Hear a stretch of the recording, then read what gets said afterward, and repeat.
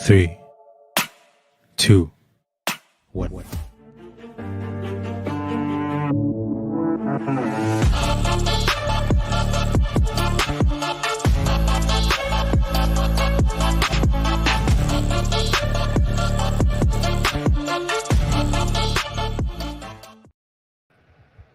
Hi everyone, how's everyone doing tonight?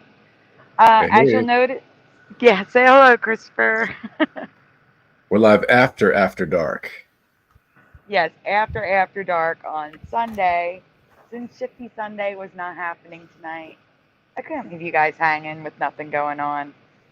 I was like, let's just do something. With the eclipse happening tomorrow, nerves are a little edgy with some people.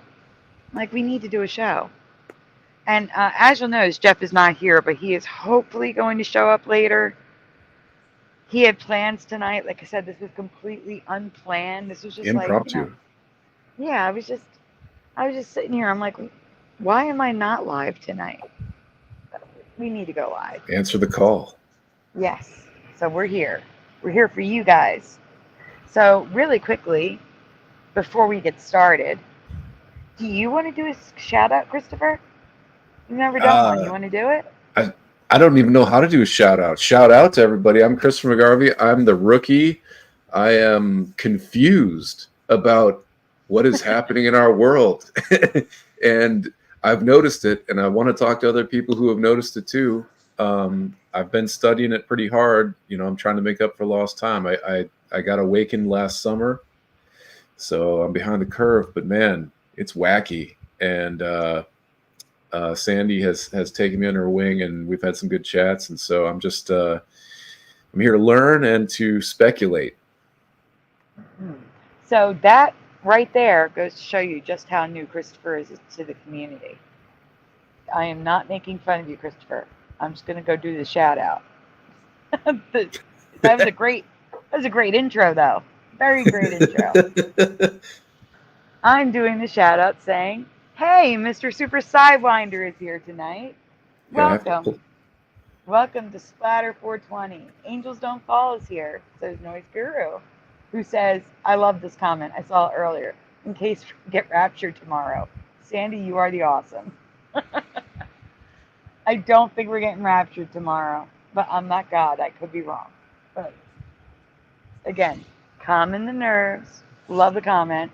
I also have Go-Kart Bob in the chat. Sadly, Karen is in the chat. Let's see. Mandela Affected is here. So is Kevin T. Welcome, guys. See, Curious&Curiouser is in the chat instead of on the panel. What's happening? What? I asked her to jump in. But she has work tomorrow, so if she doesn't jump in, I'm not upset. But thank you for jumping in the chat, Curiouser. Go-Kart, I already said Go-Kart Bob and Noise Guru. Eddie Von Keen is in the chat, too. And he says 7 states, Kansas City, 650 miles in 10 hours. I just won the amazing states. Well, congratulations. All right, guys. I don't know what we're doing tonight. I do have 2 things to show you that are new. Maybe we'll do some rewinds, but I think we're going to do some discussion tonight. I'm going to let you guys in the chat, lead the conversation. If you have questions, we'll try to answer them. And like I said to Christopher, if he has anything he wants to bring up, go for it. We're going to just talk about stuff. But I think we're going to start really quickly with something I want to point out that I noticed that no one's really talking about. And I know some of you don't believe, in space at all. You don't believe in planets. You believe all the pictures are fake. I get it. But I report what I see. And I'm seeing something that looks weird to me. And is, I can't verify it's real. I'm not there to take the picture myself. I'm just reporting what I see. And also, the reason why I'm showing it is because assuming this is real, it supports my theory that we are in an earlier version of our solar system. So if you wouldn't mind, Christopher, can you please pull up the picture of Jupiter? Okay, let's see. What's my shoe size? Is that what you're asking? Noise Guru is asking what's your shoe size. I need to share my.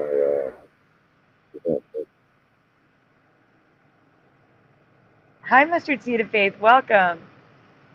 I'm happy you're here at all, Curiouser, even if it is just in the chat.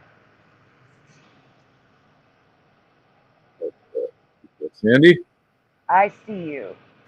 I'm adding to the stage. So everyone, see my little check mark? Now it's a little big, okay? AI art did that, all right? But I recall the great red spot of Jupiter being bigger than it is today.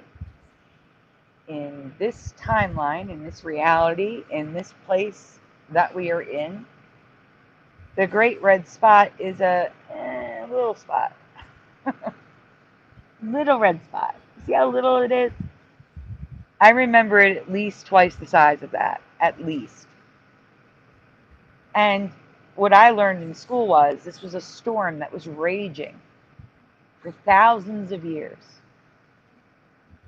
So, as I've stated, I believe we were moved to an earlier version of Earth, which would mean that's an earlier version of Jupiter, which would mean the red spot will get bigger over time.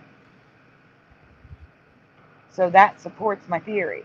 That spot being smaller than it was. Now, again, I don't believe it was as big as the top image, but it was closer in size to the top image than it is to what it is supposedly at this time. And the bottom is the current version, the bottom right there? Both of them are. One's taken with a different filter. And I don't remember all the smaller storms around it. All those little white dots. So I want to point that out. And I'm curious if any of you remember the spot being larger when you were in school. Noise Guru says the spot has been shrinking for 20 years. Not in my past. It got shrunken in the last 5 years. Since I've been covering the Mandela effect. Because one day I looked at it, it was the way I remember it. And then maybe a year later, it was half the size. So that would be the current reality narrative, that it's been shrinking for 20 years, because it hasn't been for me. Yes, of course it's going to change. It's like a hurricane, but all throughout my schooling years, it was approximately the same size. Yeah, I'm with you, Sandy. It looks really small in that the current bottom right version there, and I don't remember it being as big as the top, but it's somewhere in between those two for sure. And also, what struck me seeing you put these together was, for whatever reason, it seems like almost every time I've seen it depicted, it's towards the right side. It's like I normally am used to seeing that kind of towards the bottom right.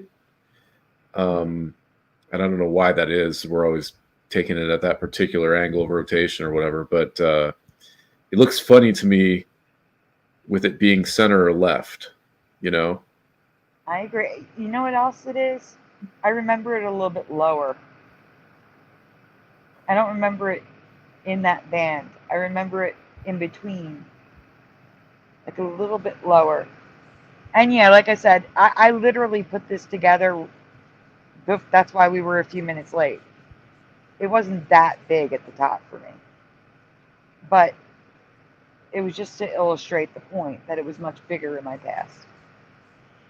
But I agree with you. Like it was always, like you said, maybe that's just the pictures they're taking or the ones that I found. But I do remember it further south. Not quite so, it's almost not centered, but it's almost centered on the planet. Welcome, Preliminal. Mustard Seed of Faith says, I did a project in grade 5 on all the planets. Got an A++ on it too. And I don't remember it being quite that small. Same. Thank you for sharing that.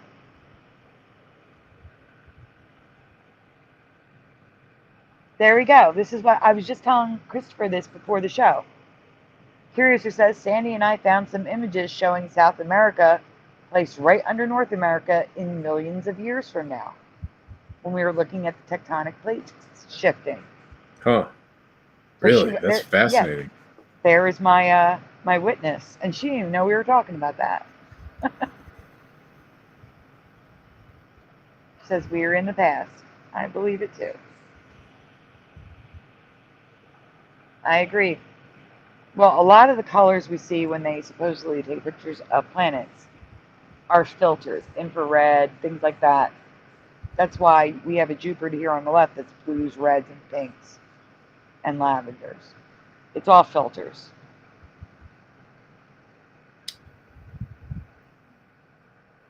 Do you have says it's going to disappear in the next 20 years. And it did fade. I agree. It was redder. It was angrier looking. What were you gonna say? Do you have more in the series you want me to show click forward? Before we do. So the whole reason why I'm even showing you this is because now Saturn has a storm. Yes or no in the chat? Has anyone heard about Saturn's storm? Have you heard about Saturn's storm? Yes or no? And I'm not talking about the ones at the poles. Let me be clear. Not the ones at the poles. If there's like this octagonal hurricane at the pole, I'm not talking about that.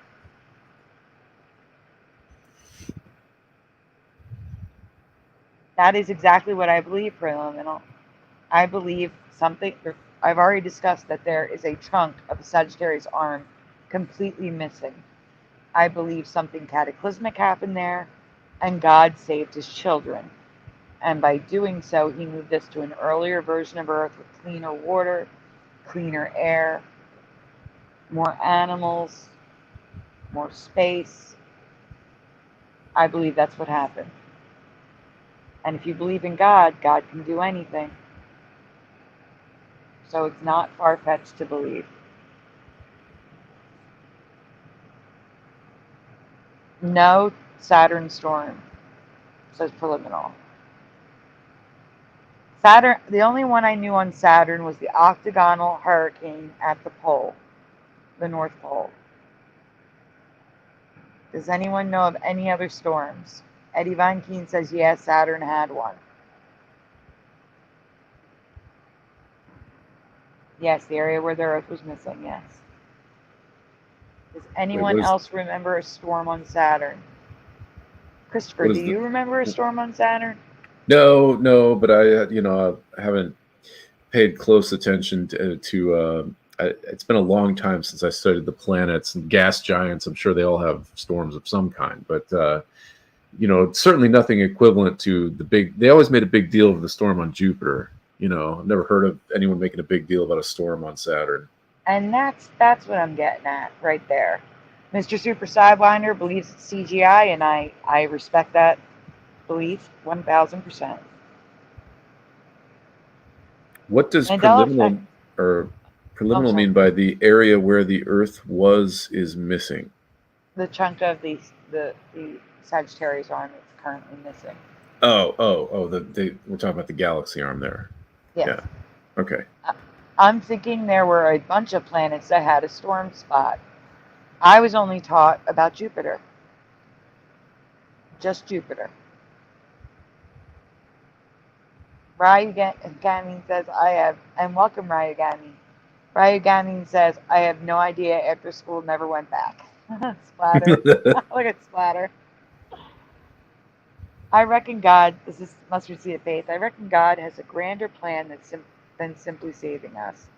He probably sent us here to lift vibrational frequencies of the natives of this earth, possibly to convert them. And that is very possible as well. I could believe that 1,000%.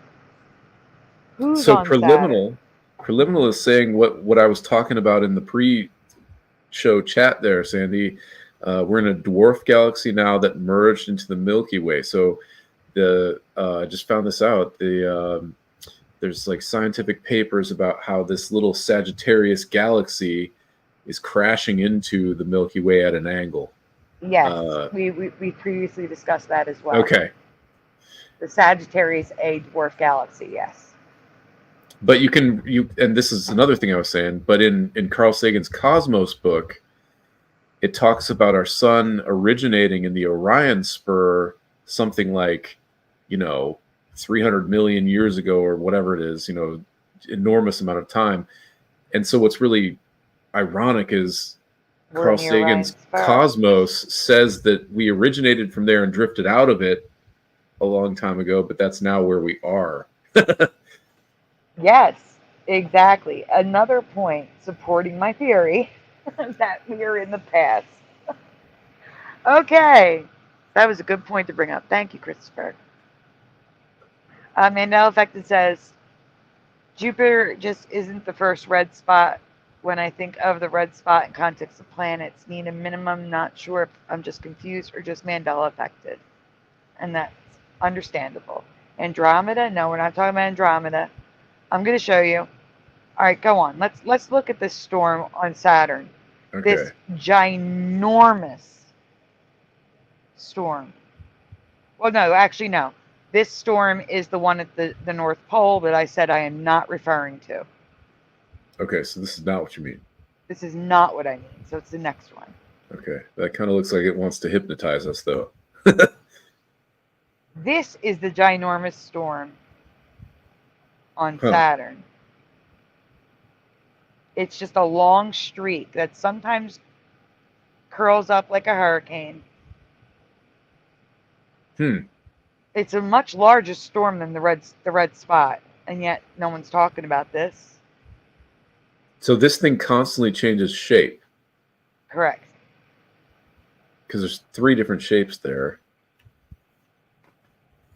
And there's more pictures. You want me to go on? Sure. Okay. Oh, wow. That's cool, the top one.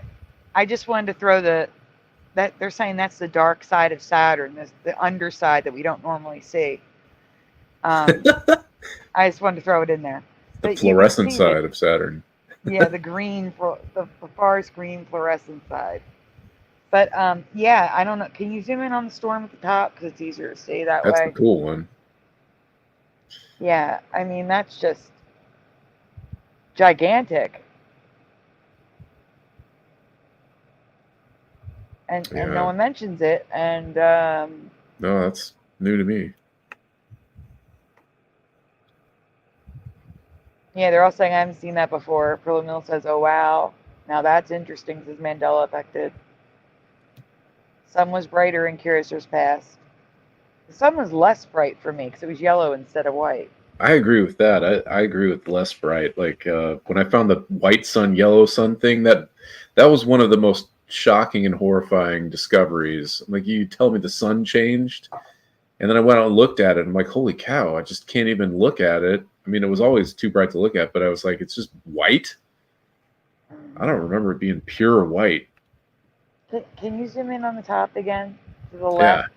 I do see the heart that Preliminal's talking about, right where your mouse is. Little heart right there, yeah. Yeah. It reminds me of mushroom. Oh, they're like, you go to like a science museum and you can buy these toys where they drip oil down into a little thing and it swirls around. Does anyone know what I'm talking about? It's those little toys you can flip and like oil and water mix, and they make these cool patterns. That's what it reminds me of. Yeah, they also sell them in kitchen stores as like an egg timer. I know what you're talking about. The little like sand thingy, but oil and water. I gotcha. Yes. Right. And this one down here, look at that. That looks like laser pointer residue or something. That's called the dragon storm. Trogdor. That is the dragon storm. But to me, it looks like the crab, the astrology crab, Uh, the little swirlies. It looks like the crab to me more than a dragon. any Homestar Runner fans here? Trogdor, the Burninator. Yeah. So, all right, that's not what this is. Not. I do have a Mandela effect to show you guys tonight. But like I said, if you guys want to see anything, if you want me to rehash a Mandela effect, if you want to talk about a theory, if you want to, you guys just put in the chat what you want to talk about. We'll do our best. And if Christopher wants to talk about anything, go for it. We're winging it tonight. This is winging it. This is not, nothing was planned. We just You've wanted to lost your hang out winging it with you. privileges. I lost my winging it privileges? No, that's one of my favorite quotes from what is that Jackie Chan movie with Owen Wilson?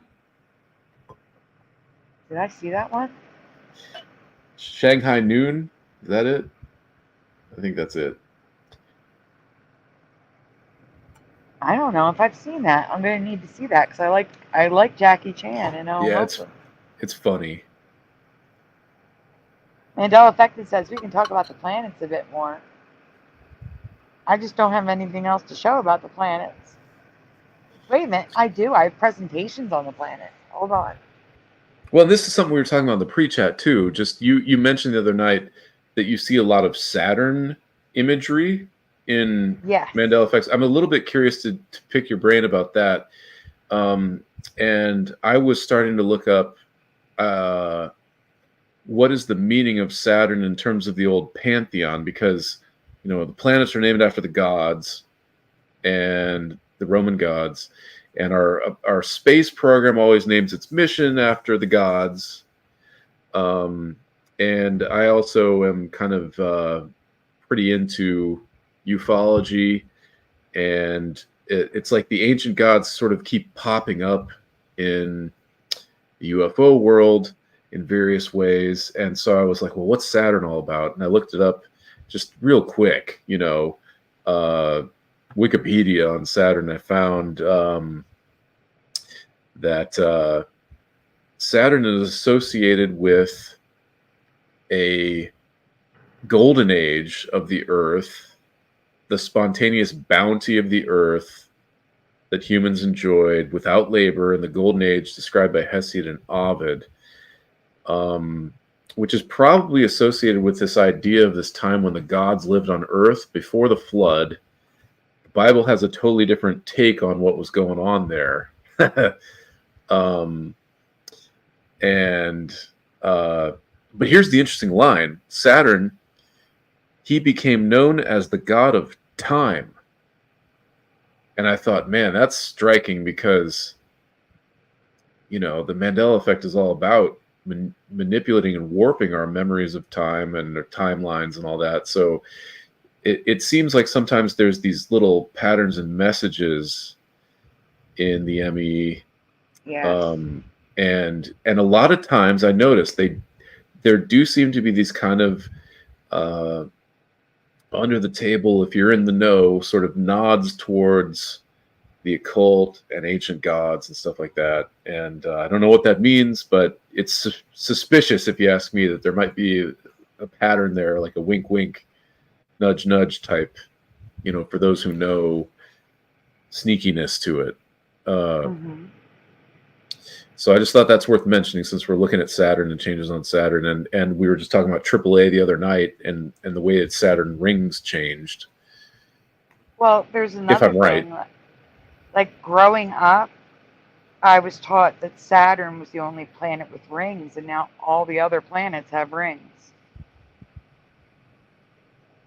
Like Uranus, Neptune, Right. Jupiter.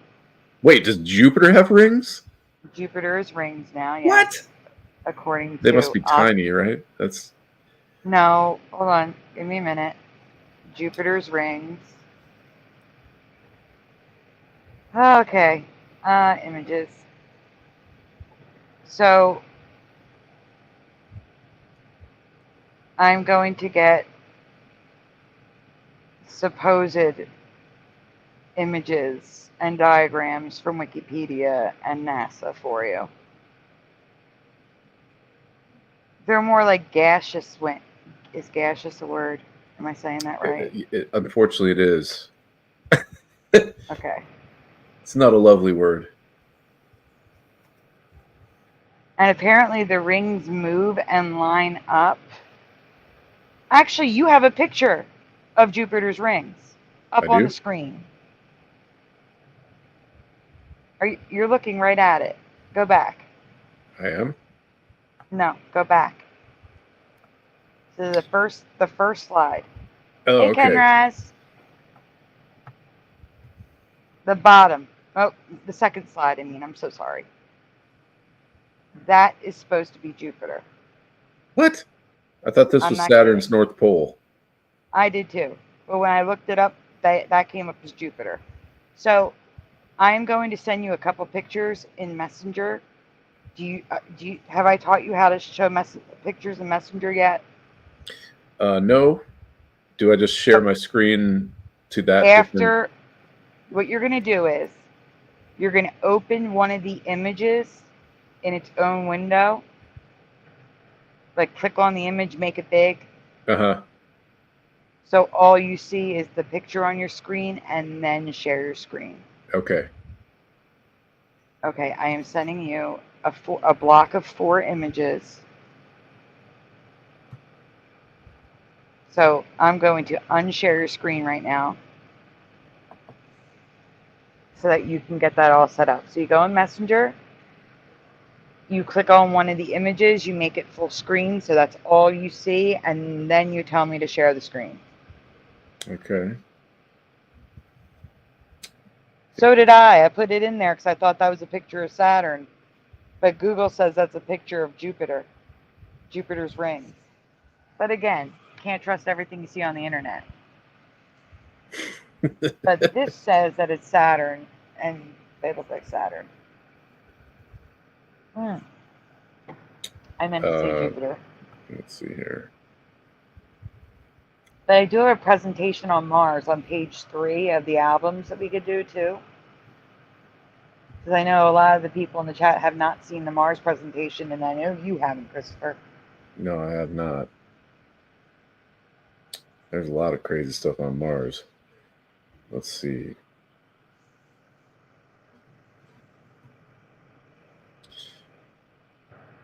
Okay, here's your first one. Okay, here we go. Perfect. So, apparently, the rings move. I don't know. I don't know what's going on there. Amalthea. Is that a moon or something? It is. I feel like maybe we're looking at moon orbits here. But when you go to the next page, the next image. Uh-oh. Hiding you from the screen. Tell me when you're good again.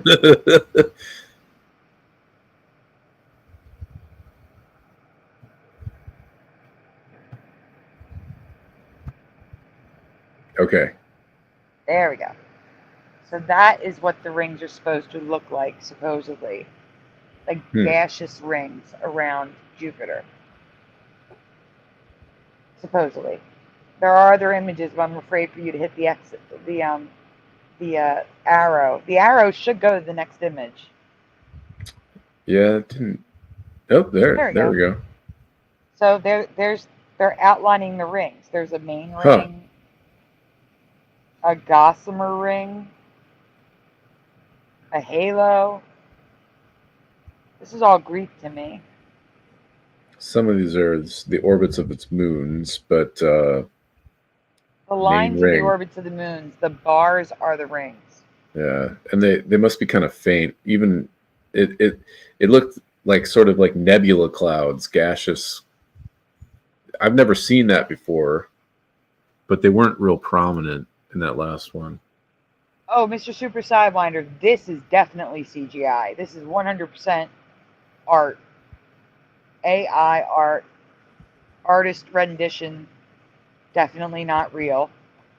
I do have a photo supposedly up here from NASA that's real. but it's just an outline just coming up. That would be the real one, supposedly. What? That looks like a drawing. Yeah, they're saying, it's backlit. You're seeing the dark side. So it just looks like an outline. Sort of like a solar eclipse. And I think that's the last one. There was only 4. Yeah, right? that's the last one. Yeah. All right, let's remove you from the stage. And if you want, please go into Flickr page 3 and scroll down till you see a tornado and Mars. The title will say Mars. It should be on the left-hand side.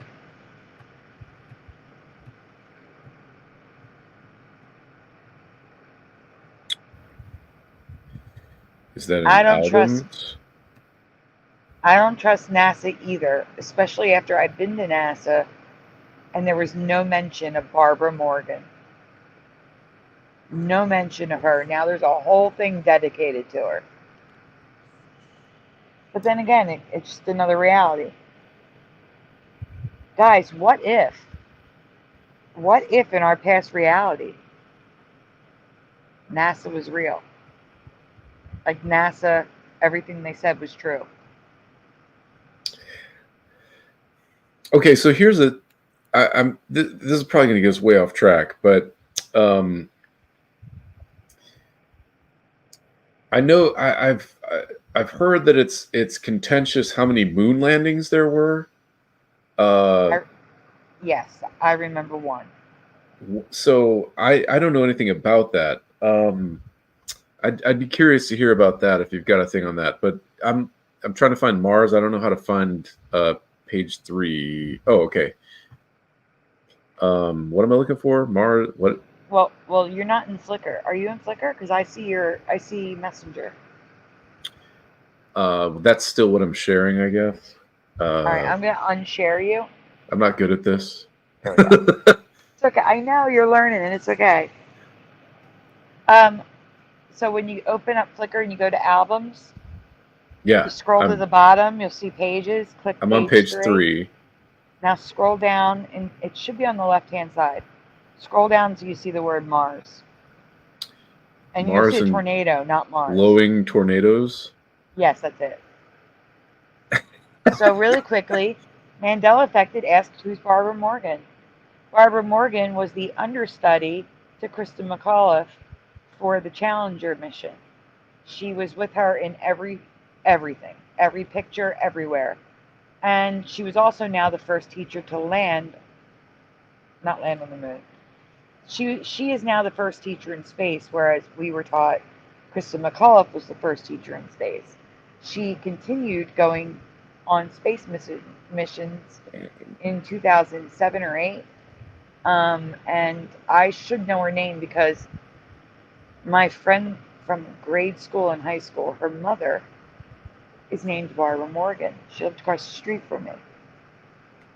Never heard of this woman. Never heard of astronaut Barbara Morgan, who is now everywhere.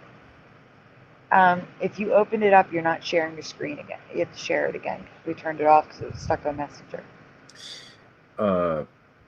Yes, I was just listening so intently to what I was trying to understand the history of NASA. That 80s Challenger stuff is not stuff it's a little before my time. So, all right, here we go. Mars and glowing tornadoes. Yes. Is that the right one? Yes, just open up the first one on the left. There we go. Full screen it and adding it. There we go. So, a little while ago, I covered a phenomenon on this version of Earth where tornadoes can glow from within. I guess you never heard of luminous tornadoes. It's a giant glow stick tornado. Yes, I did Photoshop that. That's why it says Photoshopped image. Okay. But I had real images of it as well. Described as tornadic electrical phenomenon, there have been multiple eyewitness accounts describing these tornadoes as glowing orange or blue with one report claiming a tornado glowed rainbow with the colors constantly changing. That's amazing. I mean, most of us don't even get to see a regular tornado in our life. You got a rainbow glowing changing tornado? That's awesome. Of course, there's rainbow tornadoes now. A little while ago, I covered a phenomenon on this version of Earth where tornadoes can glow from within. I think I've seen like lightning pulls through tornadoes, and so I'm a huge bourbon fan, and there is a real famous, I think it was a Jim Beam whiskey warehouse. This Jim Beam whiskey warehouse got hit by a tornado, and they blew up and lit on fire. You got a whiskey fire tornado. Yes, fire tornadoes have been covered in the community too. Yes. Okay, so this is also from that presentation. These were the images shared. There are several reports, a drawing, and even photos of this supposedly happening, yet no one remembered this phenomenon from their past. Zoom in on that. It's hard to see. It's a very old photo from the 70s.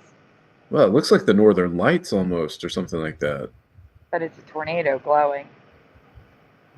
Someone drew a fire tornado, I believe. And the other one looks orange. It just looks like lights. But there's a better one coming up too, if I included it. Okay. I did. So these were the twin glowing tornadoes that were caught, the only photograph caught of glowing tornadoes. This was well documented. I'm going to ask those of you who do not believe space is real, who believe we have never been to other planets with rovers. Count me in on that one. I don't believe we've been to other planets with rovers. And those just beginning to question these things, to please put those beliefs aside for 1 minute. Just put your beliefs about space travel and everything else, put those beliefs aside for 1 minute and assume it happens, okay? It's going to assume. All right, go on. I say just play along, okay? Great, thank you. Okay, so I have video footage from the surface of Mars to show you. NASA scientists are super excited because it shows a dust devil on Mars.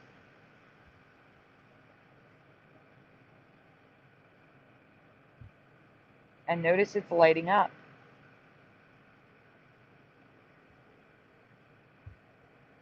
So even if you believe this was taken in the desert in the United States or in another country, we have a dust devil glowing on video.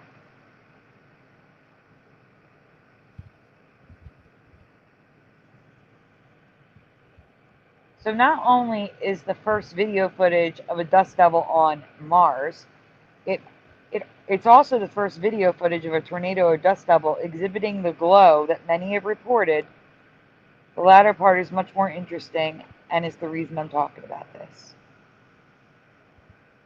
It shows that tornadoes and dust devils can glow, and scientists don't know why it happens. My guess is, especially in a dry environment like that, the sand particles could trigger electricity. Yeah, seems like a static thing. Yes, static electricity. That would be my scientific guess for the glow. That's cool. Is that an ocean behind that? I don't know if this is from Mars, but doesn't that look like the ocean in the background? Kind of does. Kind of looks like an ocean to me. Hebrew, why are you in the chat and not joining us?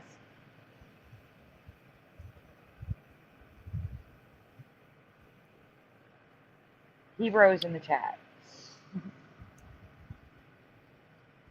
I'm totally up for a static electricity rainbow lava lamp tornado. Let's do it. All right, we can go on. Okay.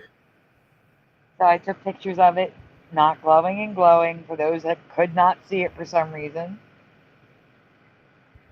I can't believe they have video footage of one now. That's all. Go on. Oh, that's the end of it. That's the it. Okay.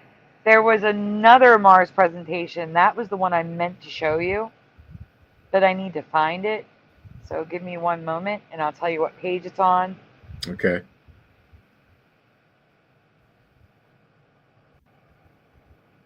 Oh, man. That's the only problem with finding things the chat asks for, is finding these things.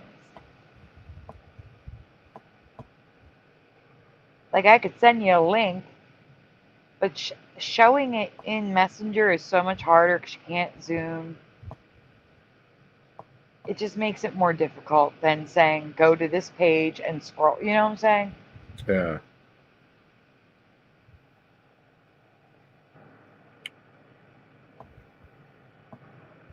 If you want, you can read the chat, see what the chat's talking about, and join in with that. I'm honestly, I was just about to ask you. I'm a technological Luddite idiot.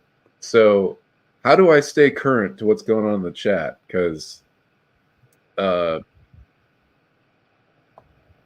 in Messenger there should be a tab that says like chat. You see the chat in not in Messenger. In StreamYard, do you see anything at the StreamYard? bottom that says chat? No. Interesting. There should be something. Do I need to log in for that? I'm not logged in. No, you don't Settings. need to log in. No. Because I have to pull up the YouTube actual thing to see the chat. Or you can use your phone to pull up YouTube. Yeah. That's what I use. I use my phone if I want to look at the chat, and like that's, I found out that's how I have to do it to give out some wrenches in the chat, is by going on YouTube on my phone just to see the chat there. You know what I'm saying? Gotcha.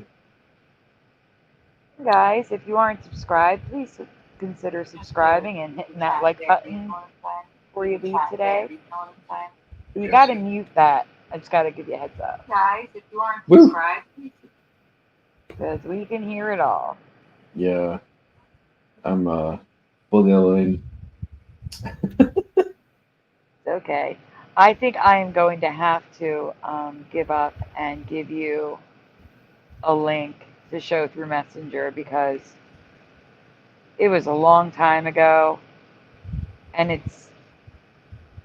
I'm looking for a specific one that I am just not. I found the tornado troubles one.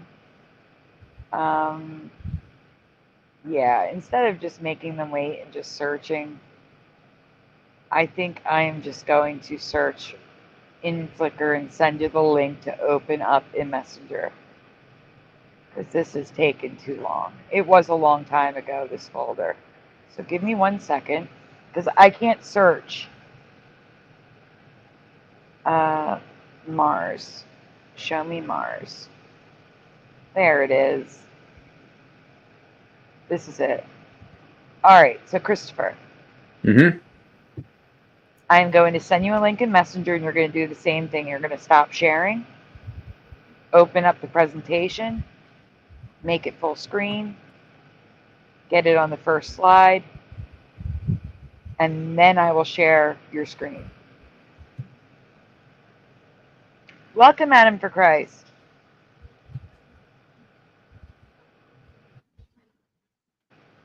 Sorry, guys. If I'm muting, it's because I have to cough.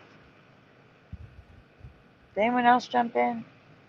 All I see, all I see is the last few people chatting. Did Hebrew say why he's not jumping in on the stream?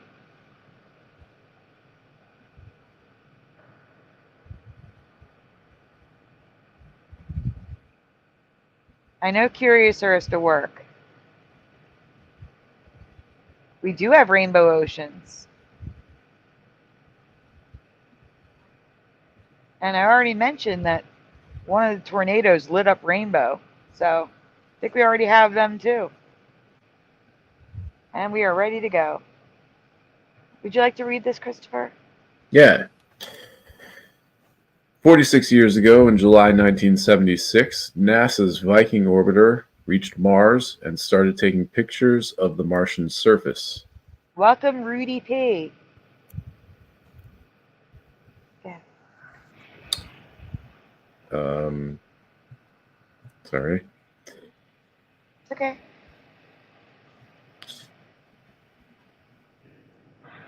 About a familiar image.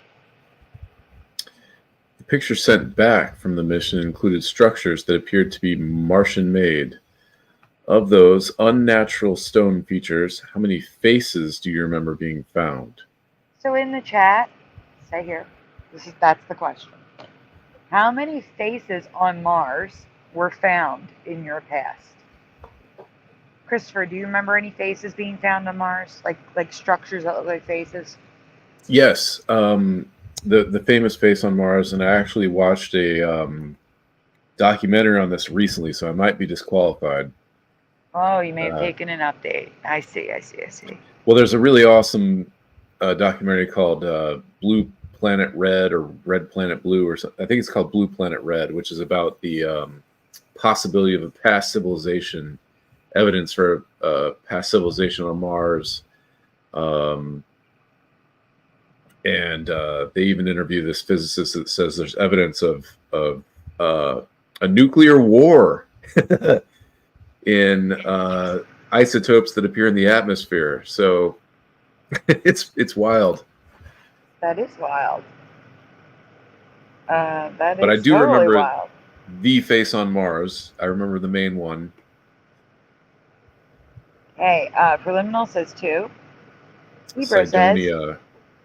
so apparently they discovered a red planet very similar to Mars that has 2 suns. Hebrew, why are you ignoring me? I keep asking why you aren't jumping in the stream.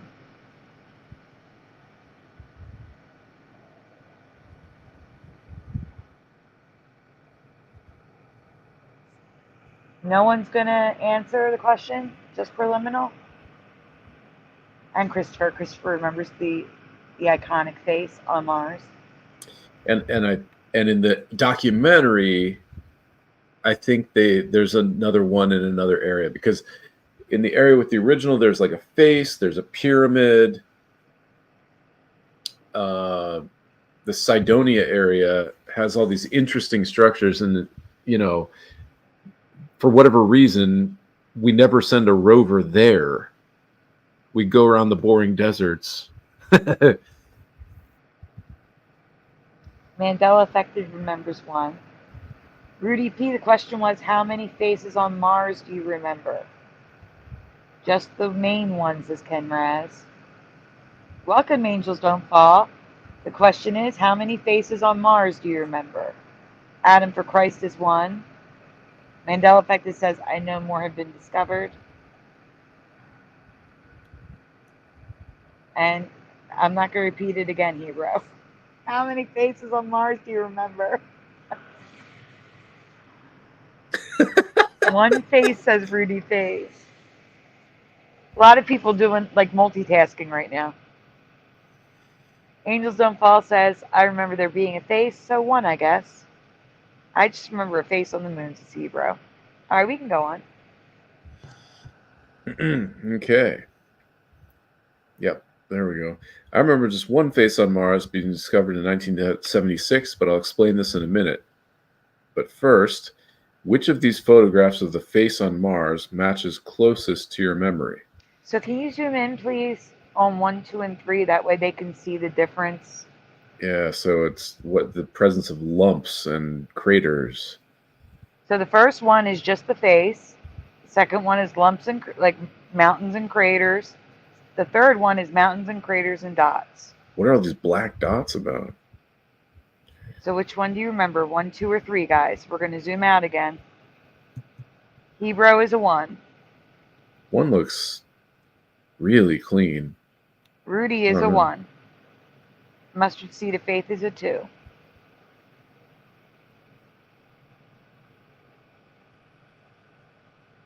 Go-Kart Bob says, no, it's 3, a mama, papa, and a baby.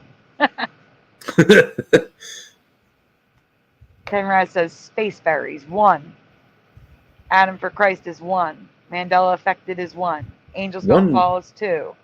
One looks Ones are too winning. clean to me. It looks too clean. It looks so pure. I feel like there should be some kind of... I don't have a clear memory of this. I remember mainly the face, and I'm not sure what was with it, but one looks so smooth. Like, I feel like there should be some other details. But in 3, it's like, what are these little black dots?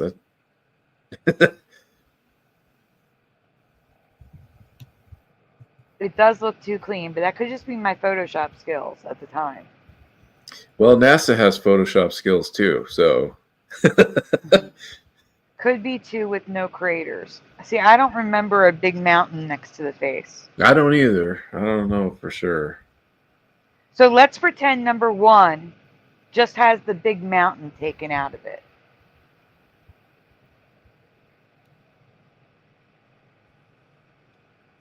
Angels Don't Fall says that's the pepper from a shotgun blast. If I had to vote here, I'd go with 2. That's my vote. I'm going to go with 1 because I don't remember the big mountain next to it. I don't totally remember that, but I just remember Mandela some... Affected says, I think there were craters, but no mountains. There was some... Yeah, there was some...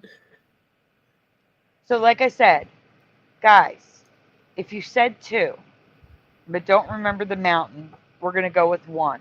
We're going to go with 1 as pretending that the craters were left in. So just face and craters is number 1. Face, craters, and mountain is number 2.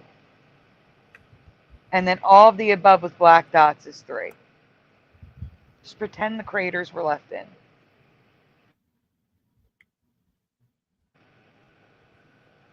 Curiouser is a 1. 1 a little too clean, but it's the closest, says Ken Raz. All right, we can go on. Because the problem is it's 3. What? Go on, you'll see. And what's the little black dots about? We'll get to it. You got it. I'm sorry, it's so small. I can agree to the second image, but honestly, I don't remember anything around the face. It was just a smooth Martian surface in my past. But honestly, I do not remember so many craters, rocks, or other mountains in the picture. What I really do not remember ever being there, and I agree with this, are all the black spots all over the image, which according to NASA are bit errors or spots of missing information. Do you remember these black dots everywhere? I don't ever remember seeing the black dots. No, I remember it being grainy, but that's weird. I think of poppy seeds. Like it was just Yeah, poppy seeds. You got the everything bagel here. Yeah.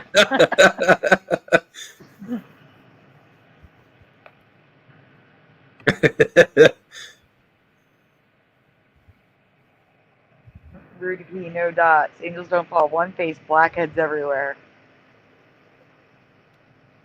I can't Joyce because I screamed a bunch of times for one of my videos and it wrecked my voice. You know what though? Yeah, The editing here, see the way that you've framed the picture, it cut that mountain out. So I think that's part of it is, you know, maybe just the frame that's edited, people focus on the face, and this looks more familiar because it doesn't have that big lump to the lower right. You know, so that could partly just be the framing. As for the number, what a stupid smiley face that is. Like I previously Go ahead. stated, there was just 1 face on Mars in my past, but now there's 3. Well, 4, but the one above doesn't count. There are 3. Oh, wow. While this face on Mars was not found until the Global Surveyor snapped this picture in 1999, which I also never knew about. Which is also 25 years ago. 25 years ago, and I've never heard of this. That's eerie, that one. It is. It's very eerie. A little too spot on. It looks like someone wearing a crown. Yeah, this, yeah, I don't know. I'm getting some fantasy novel vibes there. So like a satyr or something. I don't know. There's the gremlin or whatever he is. Shrek. Shrek is on Mars. There's 4 faces. This face was found during the same Viking mission as the first face. The face that I always knew as the only face on Mars. This one's, I mean, that one's. If there's any Lord of the Rings fans out there who like the movies, this reminds me of the orc that's next to the catapult. It's like this is the age of the orc or whatever. I see Sloth from Goonies. Yeah. I will say, though, this was found the same time as the other face, so why weren't they talking about this one back then? This looks more like... that doesn't look so much like built, you know? I don't know. Yeah. It does have kind of... It's got gremlin teeth, though. It's got a mouth with teeth. Looks like an orc. Yeah. All right. Look at all these faces, people. Look at all these faces. Let's kind of zoom in a little bit. Galaxius. Looks like a man with a mustache and hair if you want to go back up without your mouse on top of it. I see a mustache, hair, eyes. Chaos. Angry man. There's a close-up of Sloth. Man, that really looks like the orc with the trebuchet, and I want to say it's Return of the King. Not sure about that. That looks like a baby. I see a The baby doll. Mm-hmm. That looks like a little cherub baby from Yeah. the Renaissance, or from the Baroque period. Mm-hmm.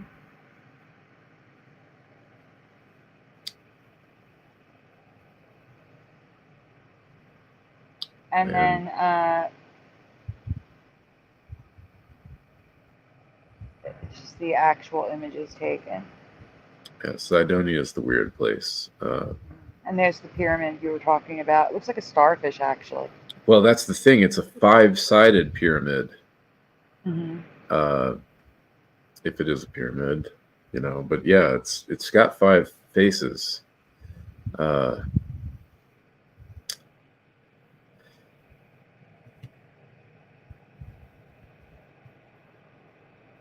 Here's another one. Gandhi. Gandhi. With a giant ear. Thanks to modern technology, specifically the Google Maps Mars database, there appears, I didn't even know that existed, there appears to be yet another face on Mars that many online says looks like Gandhi. Just wanted to share. How I remember spelling Gandhi versus how it's spelled now is at the top. So it was Ghandhi for me and many others. It is Gandhi now. Yeah, I'm with you on that.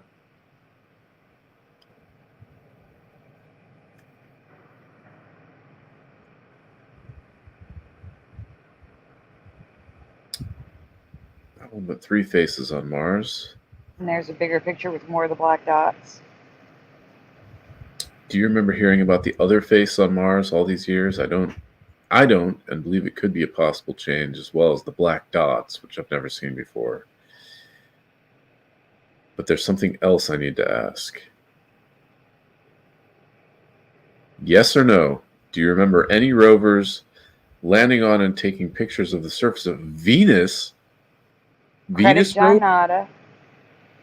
So the answer is yes or no. I guess that's a no for you. No, I thought it's like 1,000 degrees on the surface of Venus, and I think so kind of what I remember is I think we've sent satellites there, and they went through the atmosphere and they took some pictures, and it lasted for 5 5 minutes or something before it got destroyed. But driving around with a rover, definitely not. Well, Curiouser says sure. Go-Kart Bob says yes. Hebrew says maybe Mars was once a planet that was inhabited by people, or this version of Mars from the altered reality that was once inhabited by society like Earth, or maybe it's the old bars in the... It got cut off. Michael Fradine just says Russia. It's okay, mustard seed of faith. Maybe aliens, says Curiouser.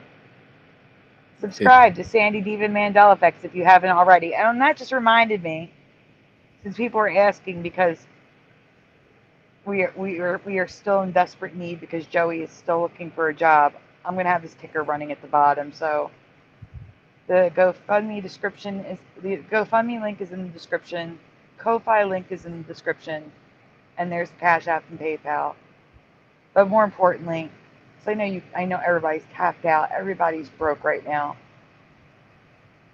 If you can, please share. You can share all of that if you want. It's all linked in the description. I'm just going to leave it up until it gets in the way. If it gets in the way, then I'll take it down. But this way, no one has to ask. It's there. It's all linked in the description. Anyway. So, landed, flip-flop memories, or pure confusion, says Mandela Affected. We were on Mars, says Curiouser. All right, we can go on. I'm curious about Hebrew's theory there. Maybe the old Mars has entered our reality and at one time was actually Earth, one before the 2012 explosion. So he's saying our Earth blew up in 2012. Is that the idea there? Is that your idea, Sandy, with our whole... Well, no, my idea is I believe it was possibly a black hole, because it's literally like a chunk just gone. The material isn't anywhere. An explosion would have left a mark. So I believe it was sucked up. If anything, it imploded instead of exploded. But that's what he's getting at. Yes. So the idea either way is the old Earth was destroyed and we were relocated. Right. I don't believe that we were on Mars. I believe that we're just on an earlier version of Earth, that the old Mars and old Earth were destroyed.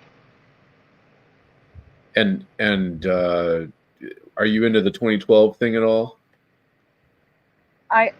I believe that it could have happened in 2012. That could have been the catalyst. I believe, like, what caused the black hole? Maybe it was CERN. I don't know. Like, they make black holes in the collider. Maybe one of those black holes did not disappear, like eat itself up like they claim they do. Maybe one grew out of control and just swallowed everything up. Who knows? I have no idea. I go by facts, what I can see. I just definitely, to me, when does the world start getting really strange? It is kind of around that time. 2012, 2016. It feels like we took a different branch and we're in a weird place now. And I agree. I don't know exactly what I believe on that, but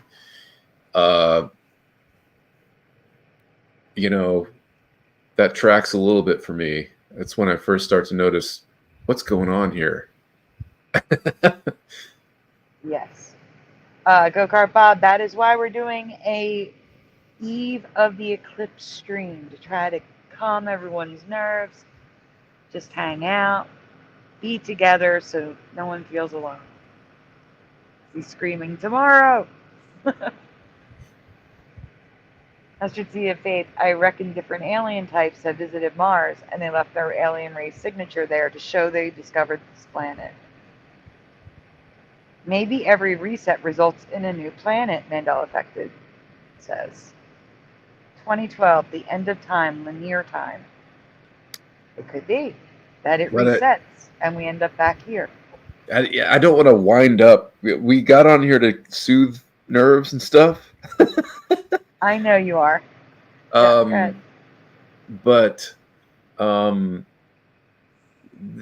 is a theory out there about a pole shift, and about kind of every 6,000 to 12,000 years. There's every 6,000 years a minor shift, and every 12,000 years a major one, where the magnetic fields shift and we become more vulnerable to solar flares. And as the magnetic poles shift, it can apparently create tidal waves, and we're overdue for one of these. So there's a doomer camp, We have theory. talked about the pole shifts, yeah. Have you? Okay. Curiouser started that discussion. And I don't know where Really? I was going with that. I'm so sorry. I do want to say, though, that the poles are currently shifting. They're moving about, I believe it's 100 feet per year.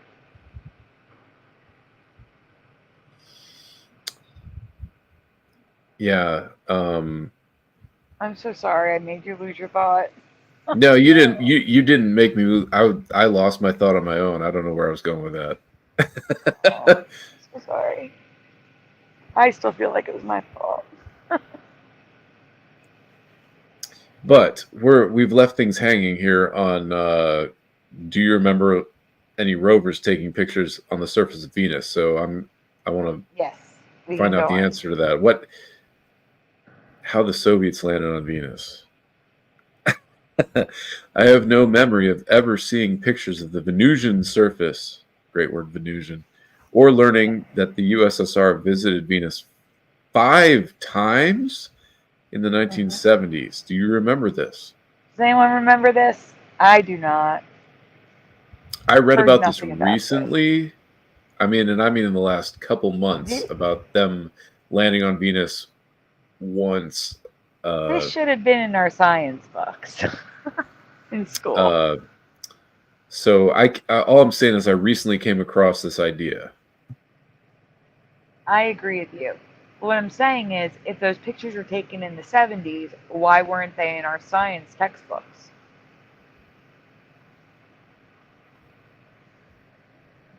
I know it's so hard to read. I'm sorry. If you Google what is the surface of Venus like, it's described as molten rock, because the global average surface temperature, day or night, 464 Celsius or 867 Fahrenheit, which, oh my God, which can sometimes go as high as 900. And the atmospheric pressure is 91 times stronger than on Earth, which is equivalent to being 900 meters under the ocean. So my question is, how? How did they land anything on that? How? And what's interesting too is I believe I remember reading that Venus was considered within the inhabitable zone at some point. And it's like the atmosphere broke down or something. It's not that it was in the inhabitable zone. It is in the inhabitable zone. But the greenhouse gases, which I've heard many theories of like volcanic explosions, eruptions, or a comet or something caused the cloud cover, which turned it into a greenhouse effect and made it like this. Okay, yeah, something like that, where hypothetically this could be a life-bearing planet, but instead it's a hellhole. Yes. Okay. Whoa. Does that look molten to you? It looks molten and cooled, but it does not look molten to me. This is supposed to be a picture of Venus, the surface? Yes. Okay, how do we have pictures from the surface of Venus on solid volcanic rock with pressure so great that it would crush the lander if the heat didn't melt the metal first? How can science say this is real? And how can you get a signal out of there with such a clear image? Lander was made out of tin foil, which is also a Mandela effect. That's a cool picture. I don't know what that is, but man. Oh, Adam for Christ, thank you for being here. Have a great day tomorrow. Have a great night. I really do appreciate you being here, honestly. Thank you for stopping in.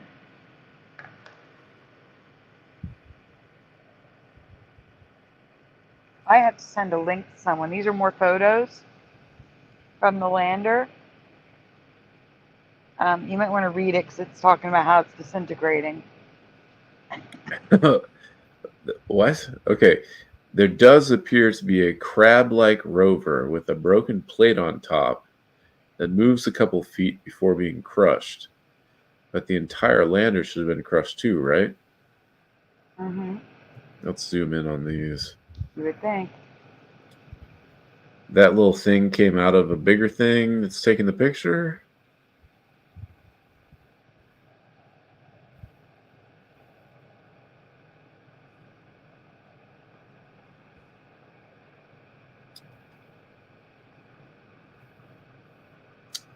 The last photos of the surface of Venus are 40 years old.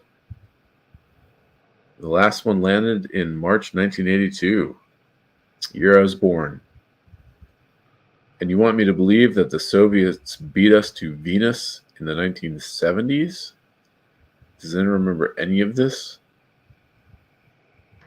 I remember none of it. Welcome, Sheriff of YouTube.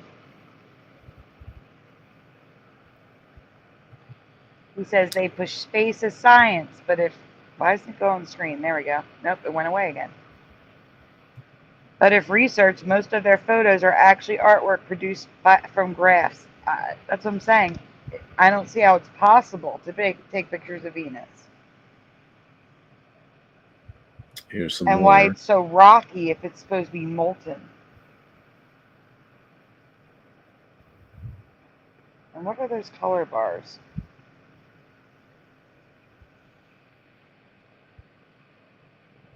I don't remember those color bars being there. Yeah, that's weird. What is that? I don't remember them being there when I made this. It's very strange. Noise Guru says Germany beat us to the moon by 20 years. I've never heard that either. Yeah, well, there's a whole there's a whole secret Nazi flying saucer tech thing.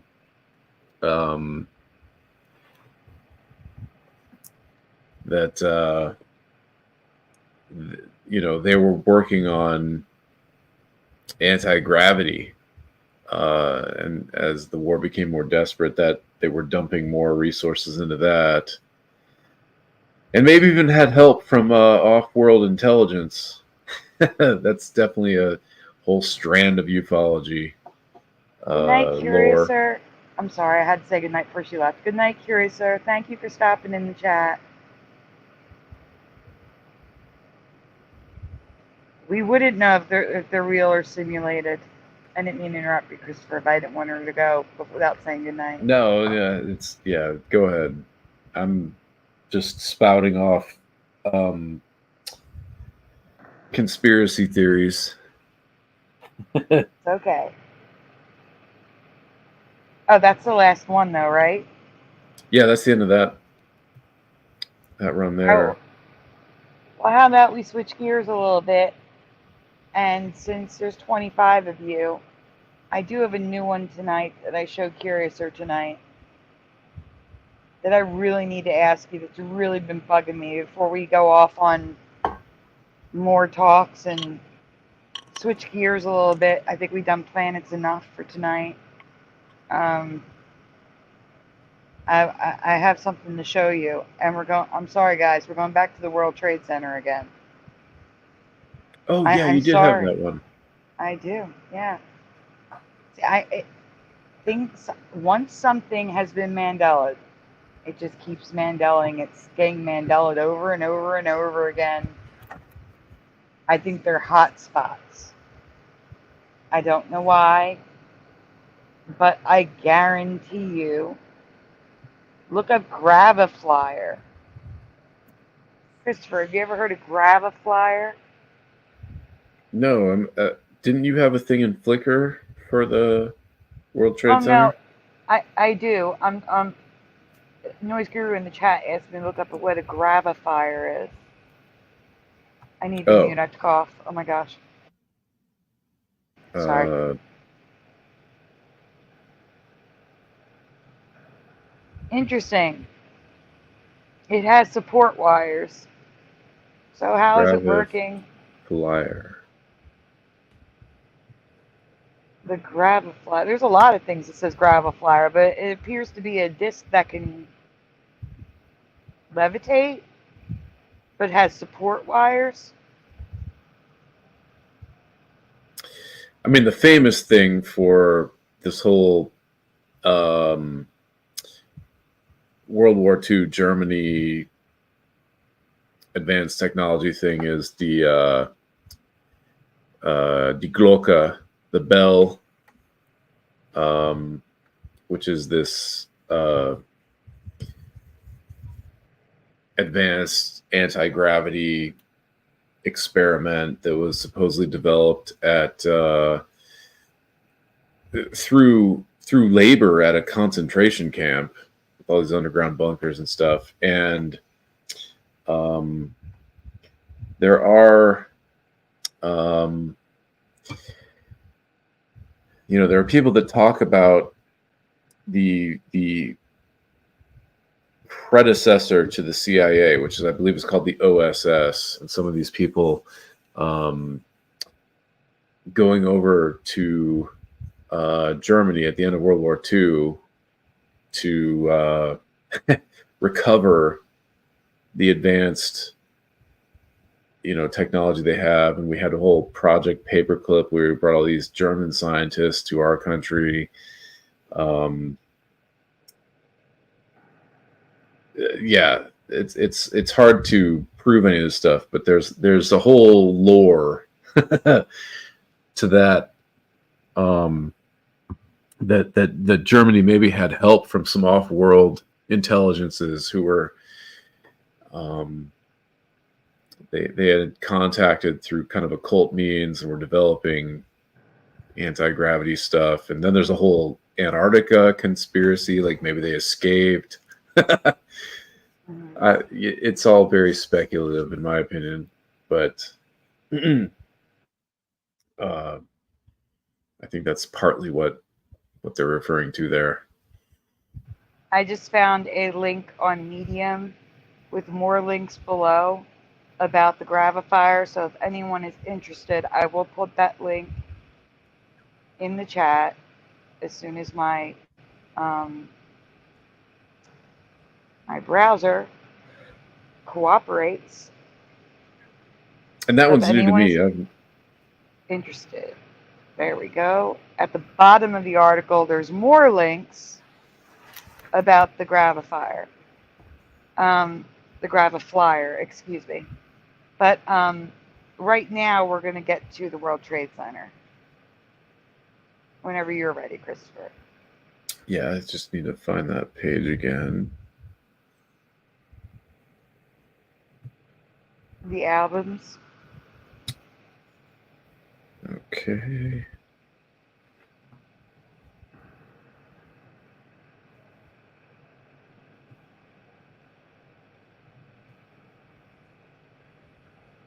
I'm really hoping Jeff gets to show up. He did have plans tonight, guys, because again, this was not planned. So hopefully he gets home early enough to join us.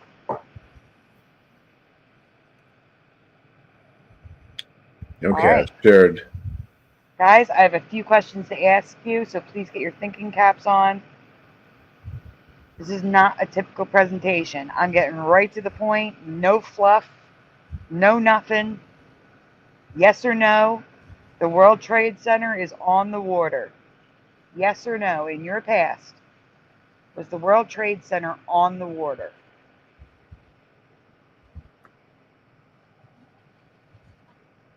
Christopher, what do you remember? I never knew that one very clearly.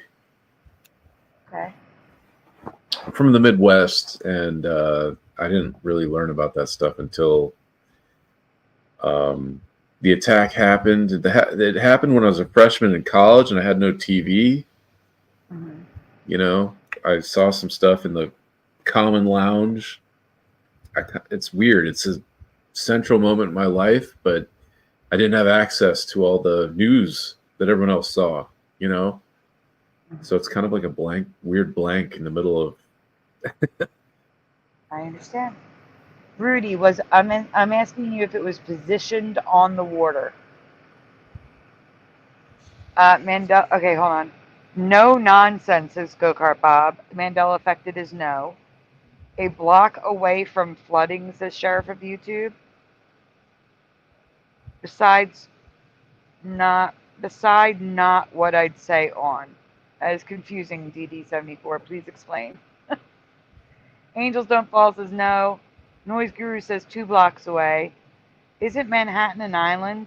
Yes, but I'm asking if the buildings were on the shoreline or if they were further in. Go-Kart Bob says 3 blocks away. Rudy P says can't be. Okay. So I did. Let me weigh in Bob. again. Let me weigh in because I just okay. I feel like I can say something here because I did go to seminary in Yonkers, New York, and I did drive. So this is in 2008 and 9. I'd have to drive through the tunnel to Jersey City and all that. And so what I remember is I feel like you should be able to see it from the water, but it's not like right on the shore. Okay. Like it's a sort of set back, but you could see it. Yeah, I remember a lot of pictures taken from the river. Mm-hmm. Near the water, but not actually in the water. Well, definitely wasn't in the water, Ken Raz. No. It wasn't in the water. I'm with these people that are like, it's maybe a couple blocks away or something kind of like that. Same. Okay, we can go on. Question 2. Which is your World Trade Center since it was last Mandela'd? Left or right? Yes, please zoom in on left or right. Kind of Left gothic there. or right? The bottom of the World Trade Center. Left or right? Go-Kart Bob is left. Sheriff of YouTube is left. Rudy is left.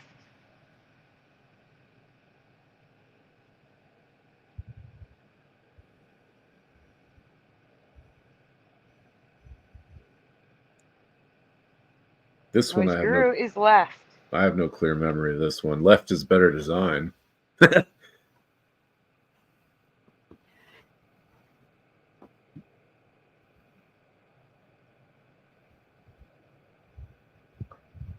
I think I actually photoshopped wrong, but we'll get to that. All right, we can go on. It's left. It's unanimous. For me, it was closer to right, but I'm going to get to that in a minute. Okay. Last question. Yes or no? Do you recall a wheat or tall grass field near the World Trade Center? What? That's the question. Yes or no? In the middle of Manhattan? So yes or no, do you recall a wheat or tall grass field near the World Trade Center? Kenraz says, could be either one for me. I guess that was the last question.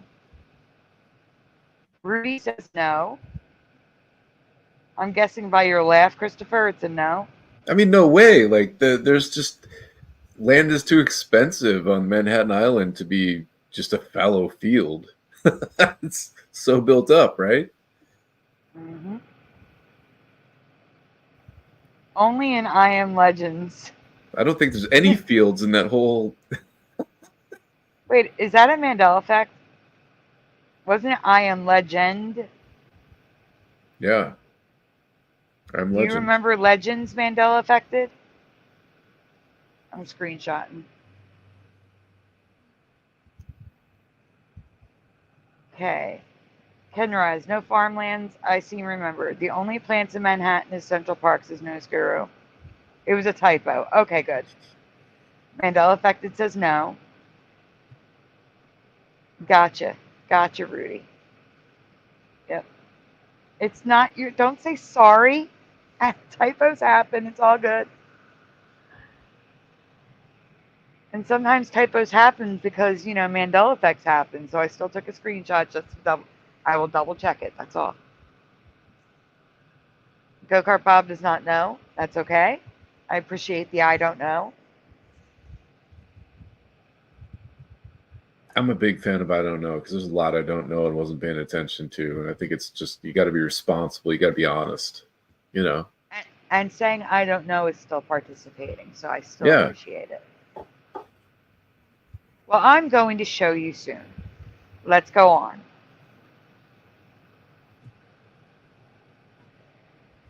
Do you remember the World Trade Center this close to the water, everyone? I do not. No. None of this matches my reality. I do not remember the buildings right on the water. They were a few blocks in. And I definitely do not remember wheat or grass this close to the building. Maybe across the river, but not next to it. Now, guys, I want you to look at the bottom of the buildings on the right where it's clearer. This one? It looks like the buildings are sitting on a vent, and I don't remember it looking like that. I may have photoshopped it incorrectly for the right side, but the left side is wrong for me. I do not remember it looking like a vent. And I'm going to have more pictures to show you what I mean. You know on.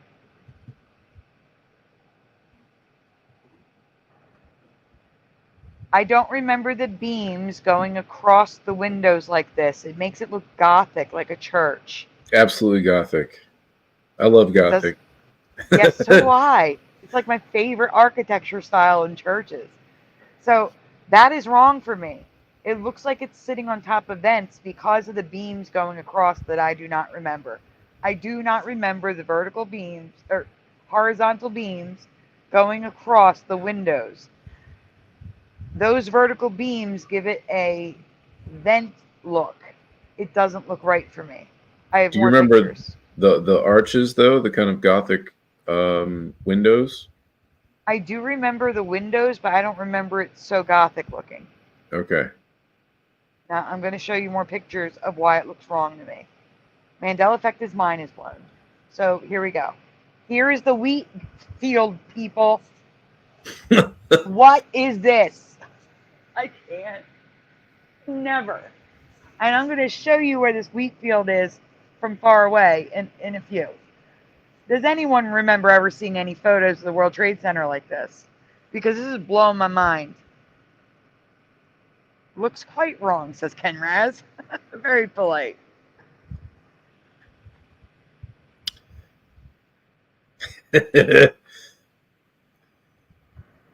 Just no. I don't know why. This somehow looks like some sort of propaganda film for the Cold War where nuclear war could hit you at any time, at any place. Yes, You know? I see that. 100%. All right, so on the left, bottom left, I just want to point out, I'm showing you how far away the World Trade Center is. That is across the river. So if this grass was across the river, the World Trade Center would look much smaller than it does. This is proof that that wheat and grass is on the New York side. And I'm going to show you where that field is. Yellow Sun says, no, never. Welcome, Yellow Sun. So the next image should have, I hope I put it in there. Oh, not yet. All right, this is more pictures of showing you how close the water was. And also, see the vent? The middle one. You see how it looks like vents at the bottom? Do you guys really remember this? It looks like it's sitting on top of vents. It did not look like that in my past. It's just, I mean, it looks like you can pull up in a boat and dock and just go right in. Yeah. These photos were taken at all different times, all different decades. I'm telling you guys, I don't remember it sitting on vents like that. And in it other seemed words, like, zoom in one more time. which one? The bottom of the middle. The middle bottom. It's okay. See how that beam goes across? I want to say the windows that were Gothic-y shaped ended at the beam. And they're double in width now. And now it looks like vents. It does not look, it did not look like that in my past. That looks wrong. That looks so wrong to me. Not my world lines, as Ken Raz. And it seems like most of the chat doesn't remember it being right on the water, but No. kind of near-ish. Like at least 2 or 3 blocks in for me. There were buildings in front of it. All right, we can go on. Okay. Remember when Moneybags was talking about like there's a white line down the side of the World Trade Center? I covered this before, but I want to show it again. One of the World Trade Centers had a bulbous thing sticking out of the corner now, and the other one is flat. When the sun hits the rounded thing and the flat thing, it looks like a white line on the World Trade Center. That's what's causing it. Those things were not there in my past. Yeah, it's odd for one to be a half cylinder and the other to be flat. That's kind of bizarre. And also on the, go back for 1 second, on the bottom left, there's like a beach right there. Next to it, there's a field. I have a picture of it. It's coming up. And there's the docks right at the bottom of the World Trade Center. It's way too close to the water. There still is a hotel. Well, in the photos, obviously it's not there anymore. So even inside, it looks like a Gothic church to me. The windows are too tall. That's what it is. The windows are too tall. I remember the tall windows in the top of the World Restaurant, but not at the bottom. I don't remember them being this big, and that, I think, is why it's getting that vent look on the outside for me. Because it has those beams going across, which makes sense. Because if you're going to have the windows that big, you're going to need supports. But I don't remember the windows being that big. If the hotel was on the water, wouldn't we have known about it? Yes, we would have. Do you guys remember these beams going through the middle? Again, top of the world maybe, but not at the bottom for me. And I didn't include that picture, so I need to send it to you on Messenger. I can't believe I didn't include it. I'm so sorry. I was rushing to get this done. Oh yeah, this is the last in the series here. Oh, my poor iPad's dying.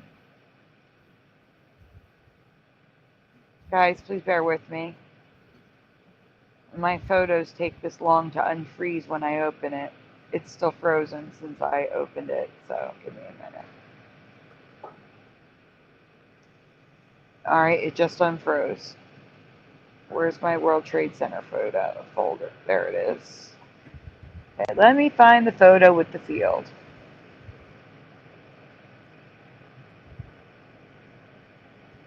I do have a photo with the field. There it is.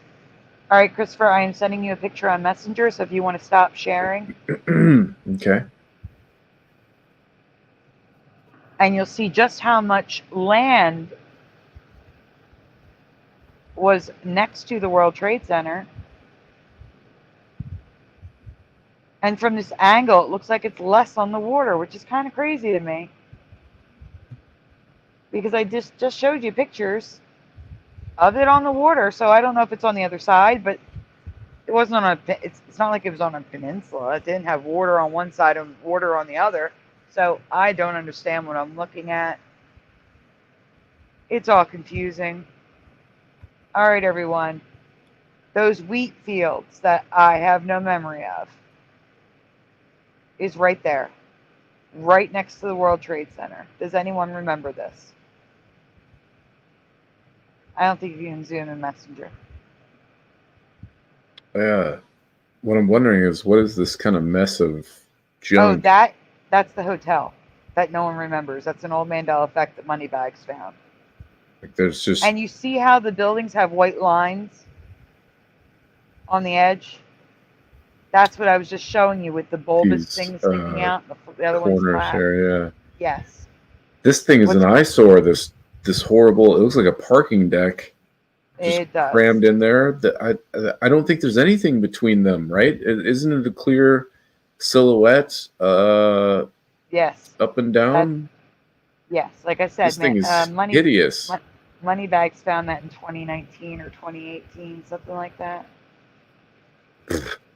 No, Or it might have been Brian Stavely, and then Moneybags talked about it.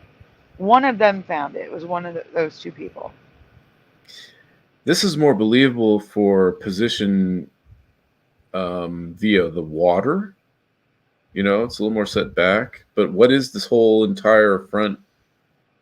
That's what I'm saying. Yes. What is and this? What are all these little black dots? That's the wheat field. This is the black dots of the Jupiter or Mars. That's wheat. Wheat that was never there. Wheat and grass. So someone was on the left side, crouched down, and took a picture of the World Trade Center with the wheat and grass in front. That was never there in my past. Yes or no in the chat? Does anyone remember this being here? It just seems like, you know, in Manhattan, where the commercial real estate is the most expensive in the world, you just don't have a giant rectangular plot of nothing. I agree with you 100%. Mustard Seed of Faith says, seeing the pics of your World Trade Center buildings, that gives me the chills because I think we have shifted again, and I agree. Mandela Affected says, no.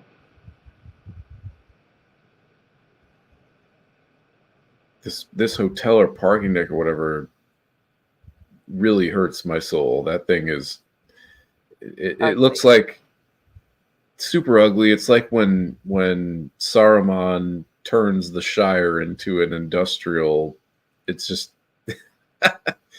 imagine having a hotel room all the way on the left. Your window would face into the office. Like, that's just nuts. Rudy P agrees. Prime real estate. I know. You know what? I can help you with that. That thing looks like a parking deck. It doesn't even look like a hotel. They're actually building it, I believe, in this photo. I'm going to give you a screenshot of it zoomed in for you. With those extremely tall bottoms, so you can see it. Give me a moment, guys. You can see what I'm talking. It almost bows out, which is crazy to me.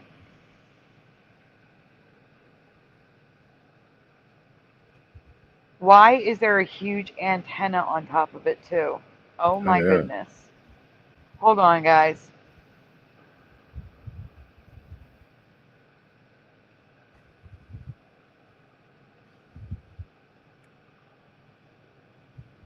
Give me a minute. I'm circling stuff.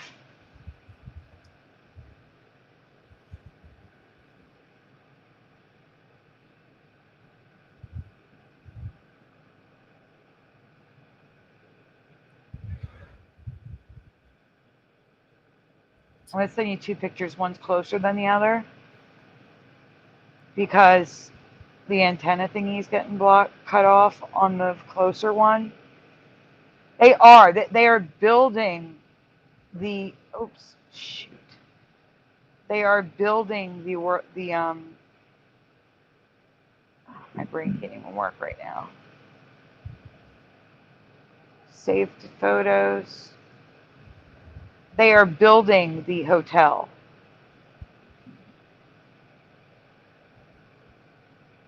Which is why it looks kind of weird, like a parking garage. So, Christopher, you have to stop sharing. Okay. Otherwise, you won't be able to show the new ones. You won't be able to see them. That's just how it works.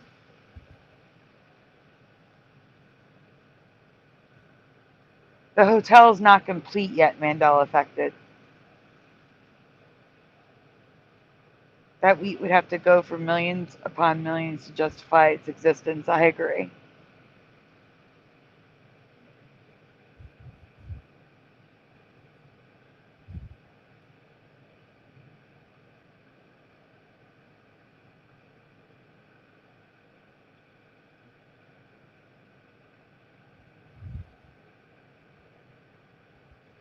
All right, here's a close-up. So you can see they are building the hotel. It is not complete. And this is the close-up where you can't see the whole antenna. But you see how the bottom is like 3 layers now? And I'm going to tell you, for me, it was probably 1 layer. And it almost looks curved, like it bows out a bit.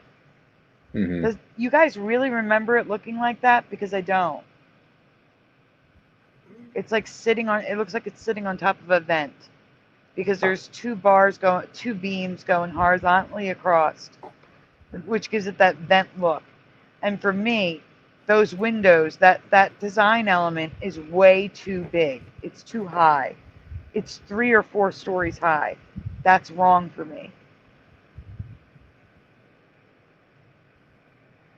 And then oh, sorry, go on. Well, to me, the memory is being able to follow the World Trade Center silhouette, edges of the building, all the way down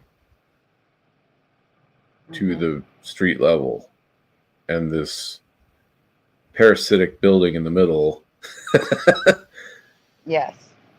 Yes, this was a huge Mandela effect when it was found. Yes, 100%. No one remembers the Marriott there. So the next image is just a little bit farther away. So you can see there's an antenna on top of the hotel, but I don't remember. And again, you can see that vent appearance. I don't remember that. It's too big. It's wrong. At least it's wrong for me. So yeah, wheat fields, no. On the water, no. And then this going on, no. No. I'm sorry, but there's no wheat fields on Manhattan Island. That's ridiculous. Yeah, well, the last time there were wheat fields on Manhattan Island was probably like 1897 or something, you know? Right, and now they are there, or they were there. I don't know if they're still there, because it's obviously was taken before 2001.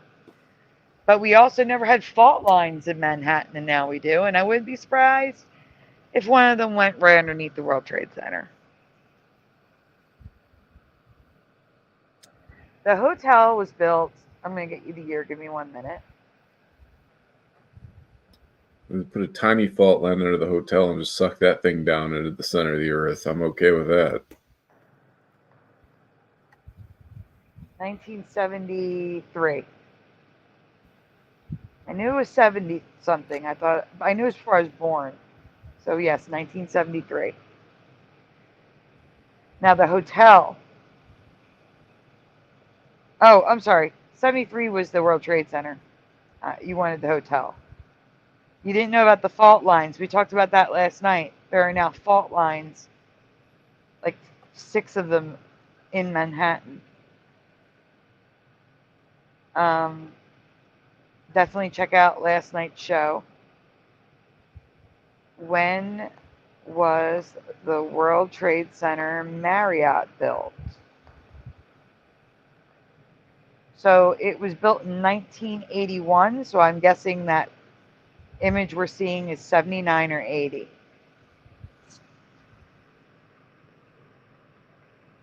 The Orion Files, welcome. The whole picture is bizarre to me. Same. You know what? Just for now, Christopher, can we go to last night's folder on the fault lines and just jump ahead to the image of the New York City fault lines? That Would you flicker? mind? Yes. Okay, let me stop sharing and try to find that. I already removed you from the screen. You just go 'Cause to I albums, and it should be close to the top.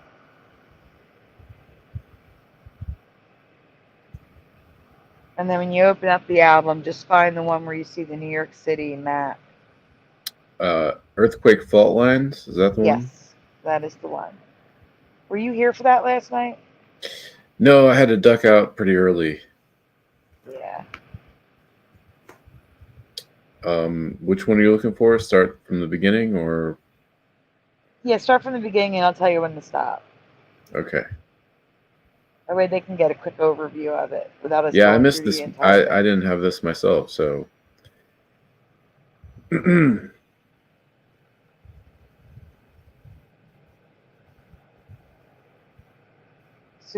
There we go. All right, so I did a presentation because there was an earthquake in my area. You can go on. This is just crazy. Yep, I'm just paraphrasing here, guys. I remember a Lake Erie fault line that no longer exists. You can go on. That was the question about the fault line. Go ahead. That was what the fault line looked like in my past. That fault line no longer exists. Okay, go on. And then I asked, do you recall any major fault lines on the eastern half of the United States? And gave 6 options. You can go on. I do not remember the East Coast fault line, the Ramapo fault system, the New Madrid fault line, which suspiciously follows the path of the eclipse that's happening tomorrow. Next. And here I'm comparing the New Madrid fault line, which follows the path of the eclipse tomorrow. Go ahead. So I'm from Peoria, Illinois, which is right about here, and I was vaguely aware that there was an inactive fault line. Like, we're on a fault line, but don't worry, not much happens. I kind of remember that from childhood. But it's not inactive at all. Well, I don't like that. Yes. So the Ramapo fault system and fault line was the cause of the earthquake the other day.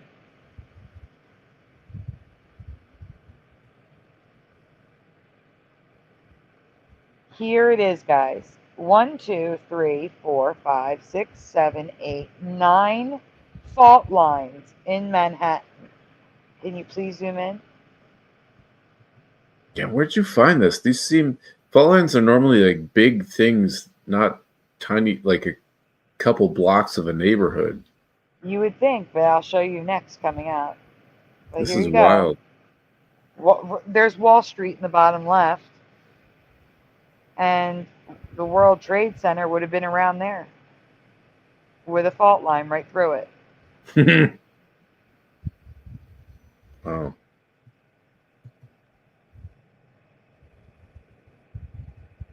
These are the fault lines in the United States, everyone. Look at Nevada.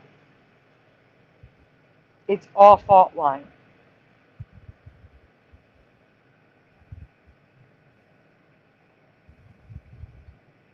There was another earthquake in New York last night, says Go-Kart Bob. That was probably one of the New York fault lines because I felt nothing here.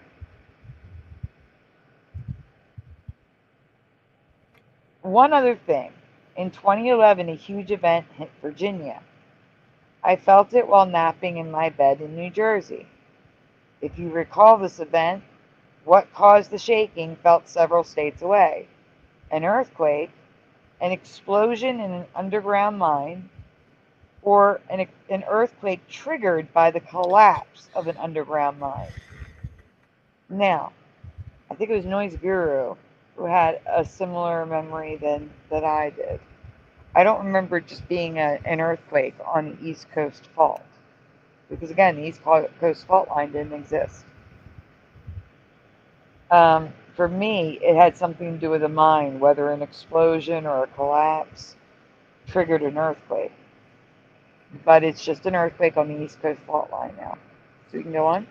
Well, hang on. I live in southeastern North Carolina, and I've never experienced an earthquake directly myself, because I slept through one, which was right around this time. It was something in like 2011 to 2013. I slept through a kind of 4 to 5 earthquake in our Carolinas, Virginia region. So maybe that's the one. That is the one. That would be the only one. Yeah.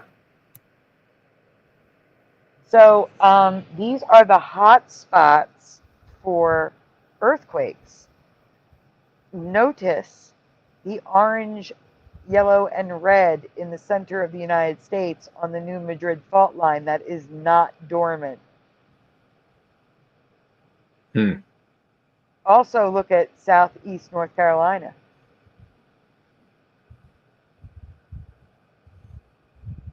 Something down here in South Carolina. Oh, that's South Carolina? Yeah. Oh, it is South Carolina. Sorry, when it was small, it looked like it was North. I'm right here where this little nubbin sticks out of North Carolina, and that's where all the hurricanes hit.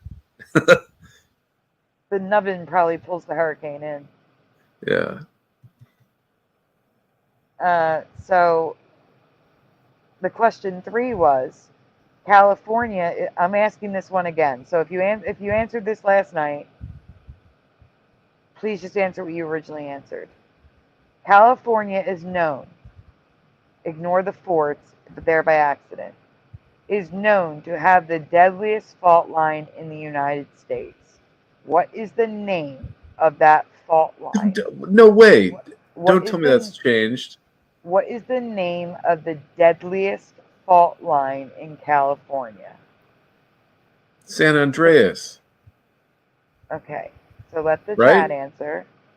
Let the chat answer, Christopher. I'm sorry, but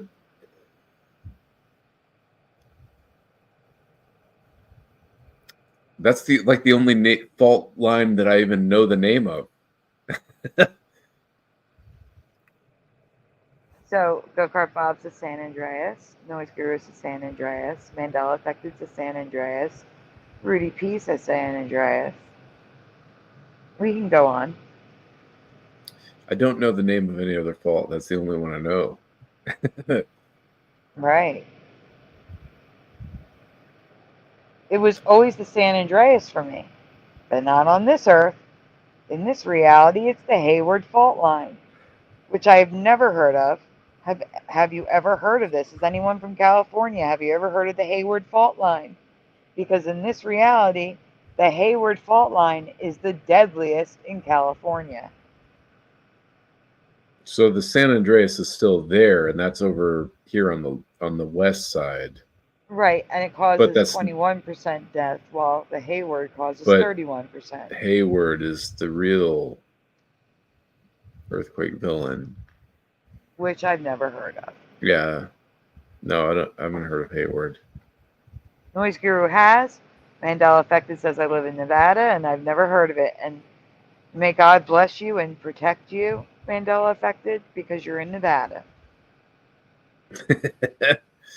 But it wasn't that bad, says Noise Guru. So it wasn't the deadliest for Noise Guru. It was San Andreas. Okay, we're going to get to it. Keep going. Yeah, San Andreas is, the one with, like, it's going to fall off the continent or whatever. So the Hayward fault produced a 5.1 on October 25th, 2022. Can you read the bottom? It's too small for me, Christopher. What is the deadliest fault line in the U.S.? Scientists have studied the faults extensively and determined that the Hayward is probably the most dangerous. Okay. So San Andreas does go through San Francisco and this nice peninsula, but Hayward is further east. I've never heard of that one. It doesn't mean, what do I know? But it's the deadliest. We should have heard about it. Yeah. How the burgeoning Walker Lane may split the American West. Has anyone ever heard of the Walker Lane fault?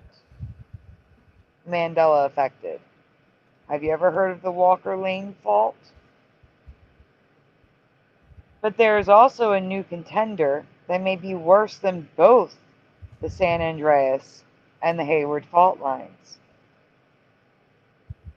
Mandela affected says nope. Should have. We can go on. So California doesn't go underwater, but it could become an island hundreds of miles offshore. Not just California. making Nevada the new coastline. Right, but not Wow. just, but part of Nevada will go with it. Keep going. Move over, San Andreas. There's an ominous new fault in town. In the Nevada desert near Reno, this fault line was discovered in 1988, almost 40 years ago, and is responsible for Las Vegas earthquakes. Have you ever heard of this? 40 years ago, people. 40 years ago. And the article is 2019. Yep.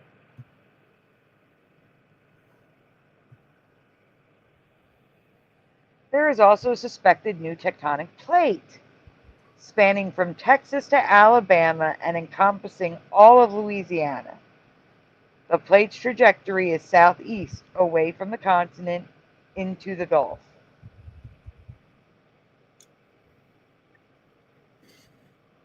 That's prime Sasquatch territory there. It's all of Louisiana. All of Louisiana.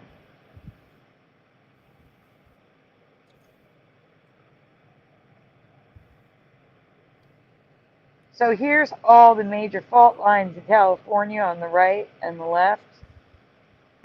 Newly identified fault line in California could unleash monster earthquake, and they're referring to the Hayward.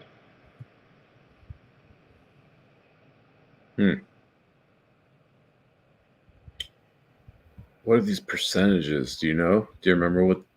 The deadliness, like the death and destruction they have caused. Huh. Yeah, it's funny that San Andreas comes up for everybody. We all know that's the one to watch out for. I mean, like 6 or 7 people said or posted that in the chat, and Hayward is just like drawing a blank. Yeah. It's so deadly. Why haven't we heard of it? Wait, can you go back 1 second? Can you zoom in on the map on the bottom left? Do we see all the fault lines? Those are all fault lines.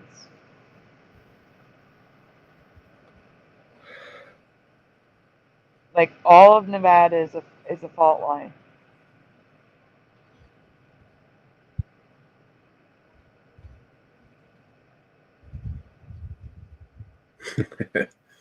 It's always Nevada's fault. Yeah.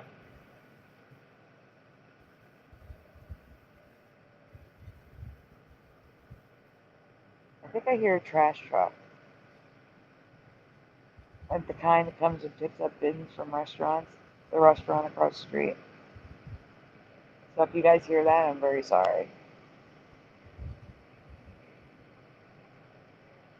Yeah, definitely. I'm hearing the hydraulics of the truck. Wow, Angels Don't Fall says I live less than a mile from the San Andreas.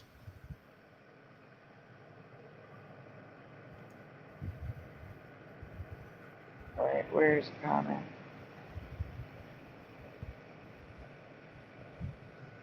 Oh, please be safe, angels don't fall. Welcome, Jehovah's daughter, Barbara. Did I miss anybody else jumping in the chat? Angels Don't Fall survived the 92 Landers quake.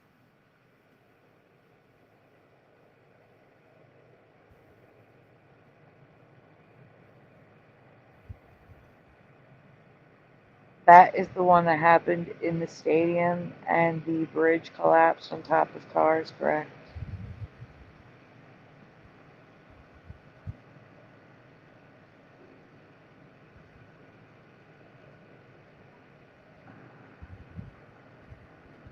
Wow, what are they doing out there? Do you guys hear that? No, no, not at all. Good. I'm glad because they're making so much noise. All right, U.S. officials warn nearly 75% of America is at risk of earthquakes. 75% of America is at risk of an earthquake. They have uncovered 350 more fault lines previously undiscovered. That seems absurd. It does. Can you read the bullet points and the black part underneath, please? Okay, so scientists updated the National Seismic Hazard Model with new data. The model includes 350 new fault lines that puts more Americans at risk. Read more. Scientists reveal the world's earthquake hotspots.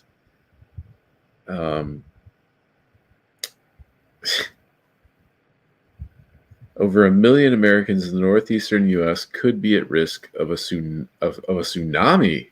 Yes. Due to a newly discovered fault line. I in the last couple months have heard how the eastern U.S. is just at very low risk for tsunami. Yes. But now they found a 45-mile-long fracture in the earth that runs through British Columbia and Canada, and that could trigger a tsunami for the northeastern United States. And escaped detection for thousands of years. Funny how that is, huh? That it just escaped detection for thousands of years.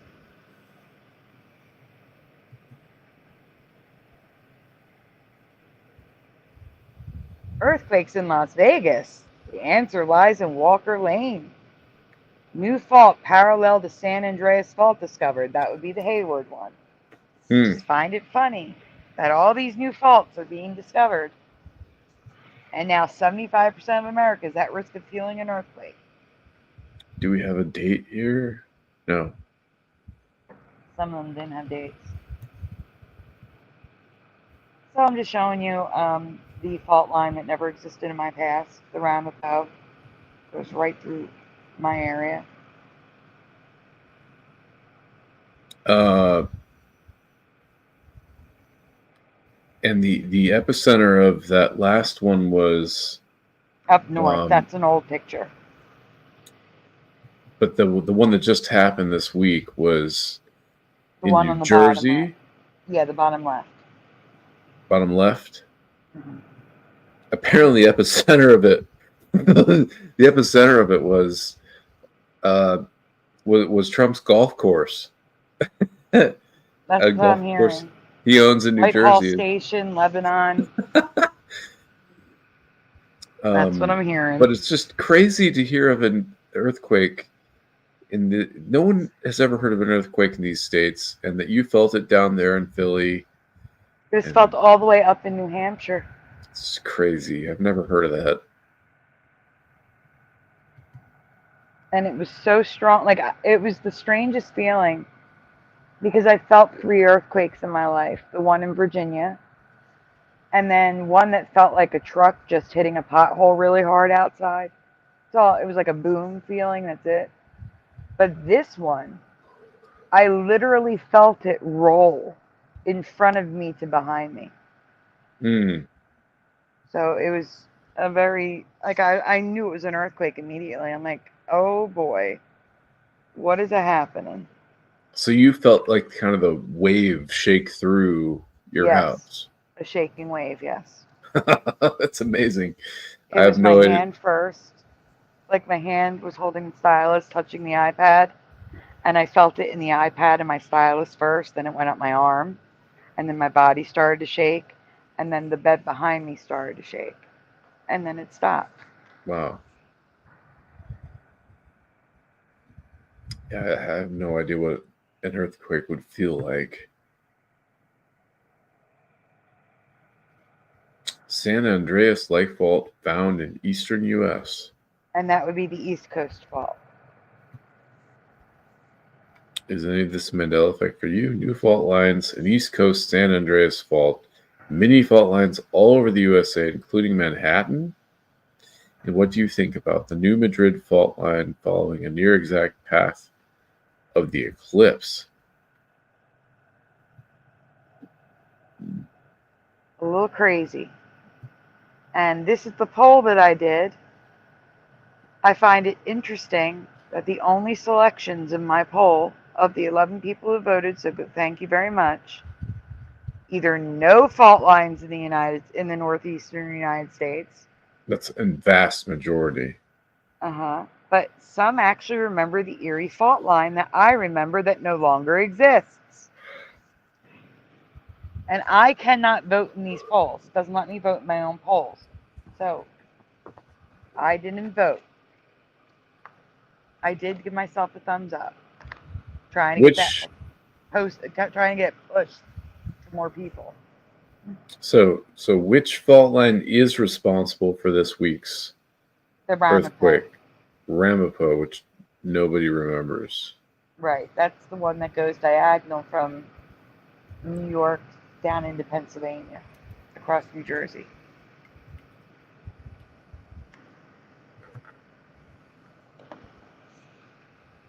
And that's the last line. Yes. So what are we going to talk about? I know you had some things you want to talk about. I kept saying save it for the show. Yeah, well, I had some theory, but now I'm getting super tired, so... Oh, no. We were talking big ideas, yeah. Yeah. Well, then I'll just leave it to the chat. Guys, is there anything else you guys want to see before we head out for the night? You want us to just pick something random to show you? If you pick something random, I'm going to say to Christopher, you look through the folders and pick something that you want to see that you don't know about. No, I think I want to, I want to hear your thoughts on a big idea, or speculate on the phenomenon. That's what we were doing before the show.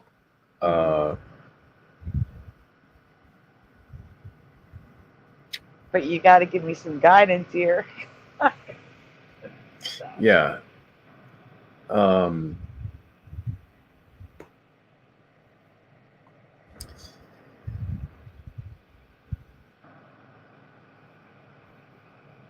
Chad, if you have any questions for Christopher, I mean, I could interview on the spot. I have my interview questions. I can ask you some interview questions if you'd like. Well, I think that would be a good show. No, I mean, like some of the interview questions might get us into those discussions. Yeah. That's why I was saying I could refer to my interview questions. Sure. To get that discussion going. You know what I'm saying? Yeah. Give me one moment to get to them on my iPad.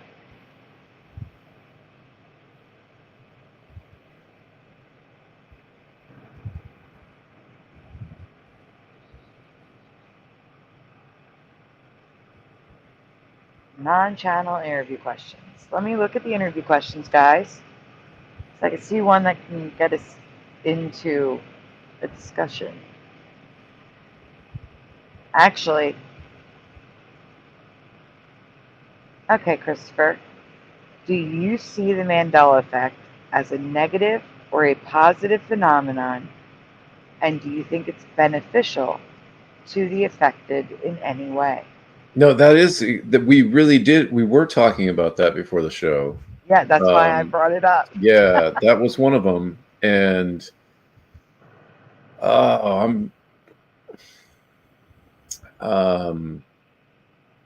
so, to show my hand here, everybody, I'm an Eastern Orthodox Christian.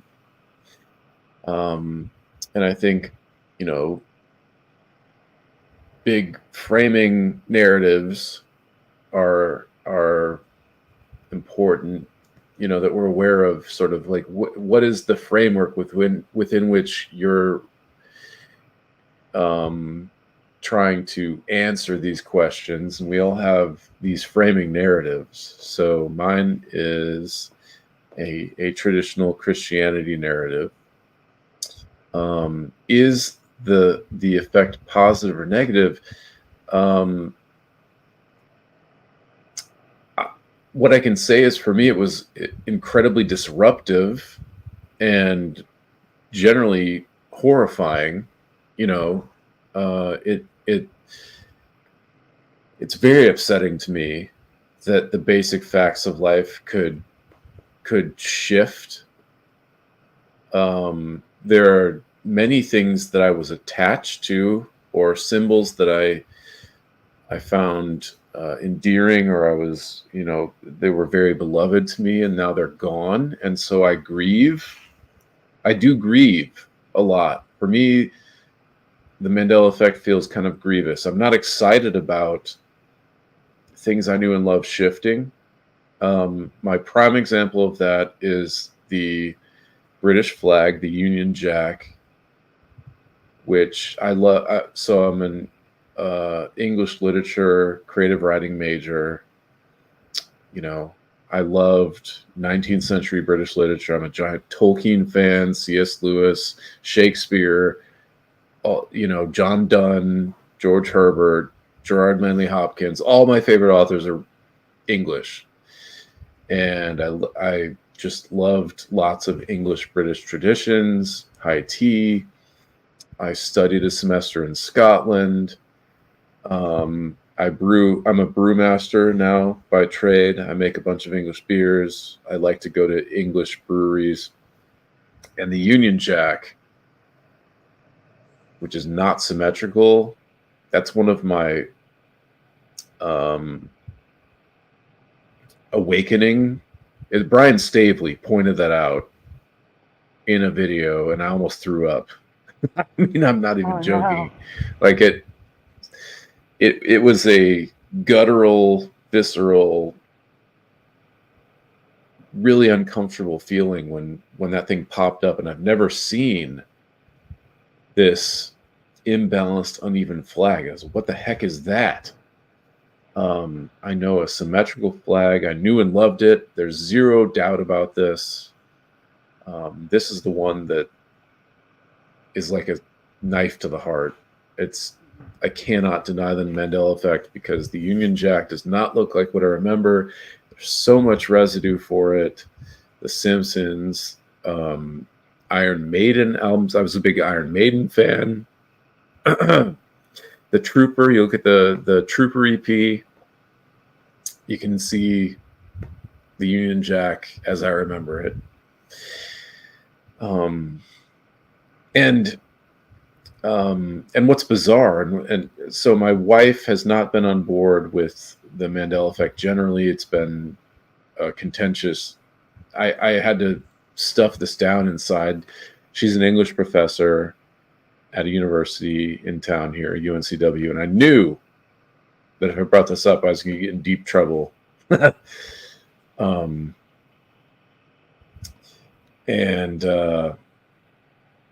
She has an anchor memory of the opposite of the wonky, asymmetrical Union Jack.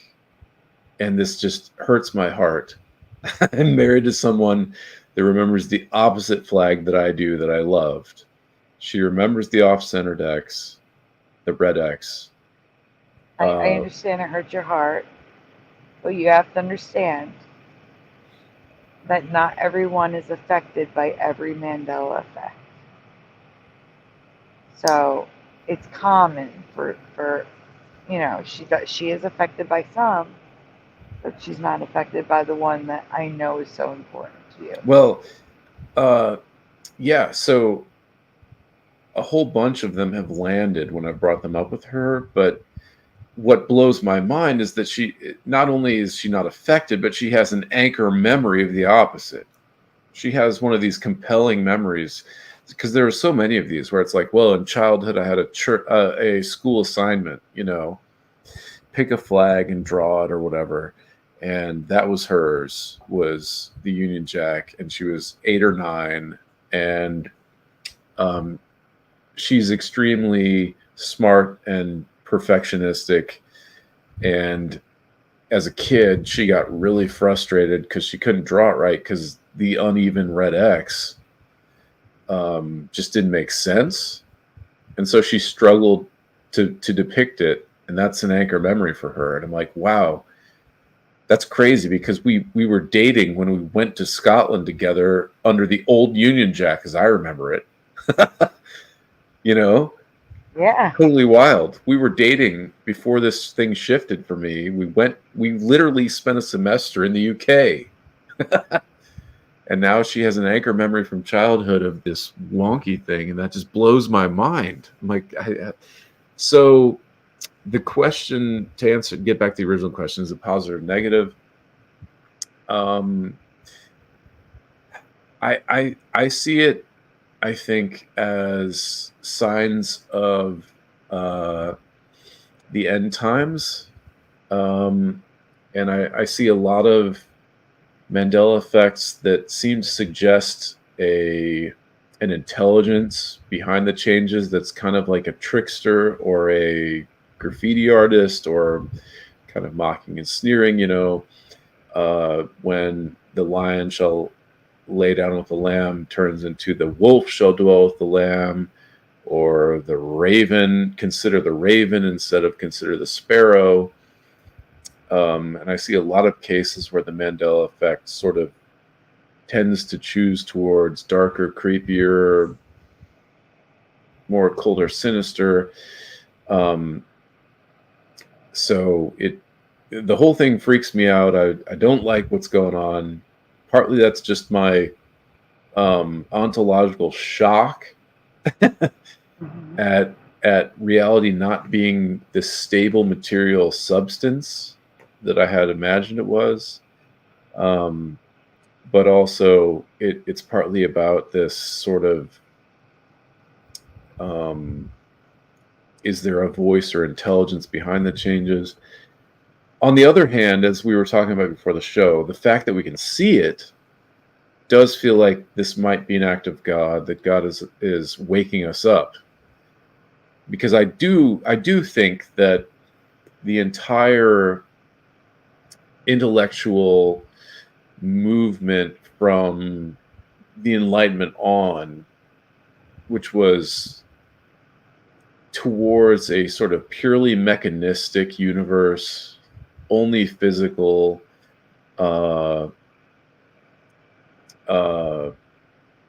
explanations, and I find that to be probably the endarkenment rather than the Enlightenment. I think most of history, humans knew that there were other intelligent forces in the universe, not just purely materialist causes. So the fact that we're having an awakening that alerts us to the spiritual nature of the universe, I think is a good thing. So it's all kind of happening at once in a big swirl for me, and I'm just really confused.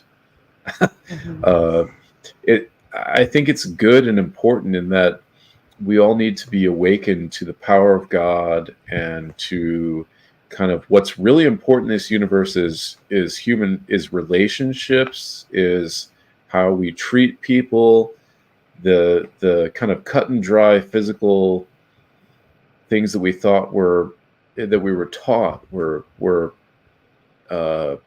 prime importance seem to be less important than relationships and how we treat each other. And so I think that's a good thing, like returning awareness to there is a bigger picture story.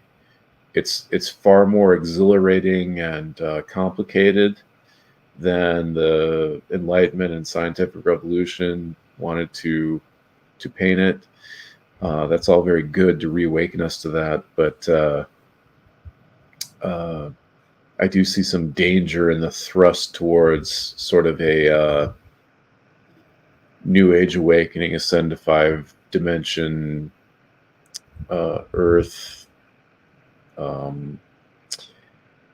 I'm torn. I'm torn here, and it's a complicated thing, and I'm just grateful to have people to talk about it with now, because I just thought I was going insane on my own. So I think that was 5 times longer an answer than. It's okay. It's complicated. And like I said, it's almost like it's kind of, not that I'm saying I'm just like missing your feelings or trying to belittle them in any way, but it's kind of neat in a horrible way, because you're experiencing this. Seeing it, it's like going through the 5 stages of grief. And Yeah. you're literally in the process of going through those 5 stages. Like you were talking about anger last night. Like you went from despair to anger to accept. You're moving into acceptance, and I definitely had denial. you definitely had denial. Stage 1 yes. denial, right? Yes. And then despair. There's the despair of, like, what's everyone going to think, and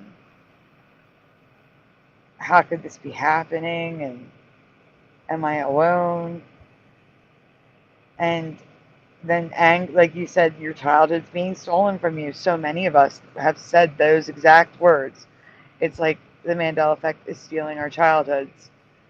Yeah. So there's the anger. And it seems like you're moving into the acceptance part. You're accepting that this is happening and making the best of it. That's all we can do, is make the best of it, really. Well, I like the way you frame that. The stages of grief is kind of a helpful framework. Well, because we lost. We lost. Our world's been flipped upside down. We lost everything we have ever known, ever. Right. And it completely undermines the idea of a kind of stable, reliable authority on which to evaluate reality. It's like, well, reality is constantly shifting. The things you thought you knew for certain are just evaporating. Which starts to push you into the realm of the pure absurd. But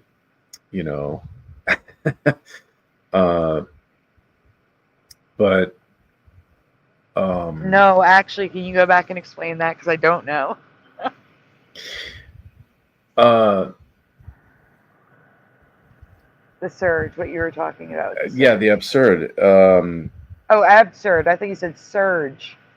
I'm sorry, I misunderstood you. The absurd. Yes, I got that. Like, okay. You can wake up at any moment, and some major element of the cosmos has warped into some absurd new arrangement, and so just as far as my old worldview, one of the fundamental assumptions that I had, which was not ever critically evaluated, because why would it be? It's just a fundamental assumption that from one day to another, baseline reality is constant.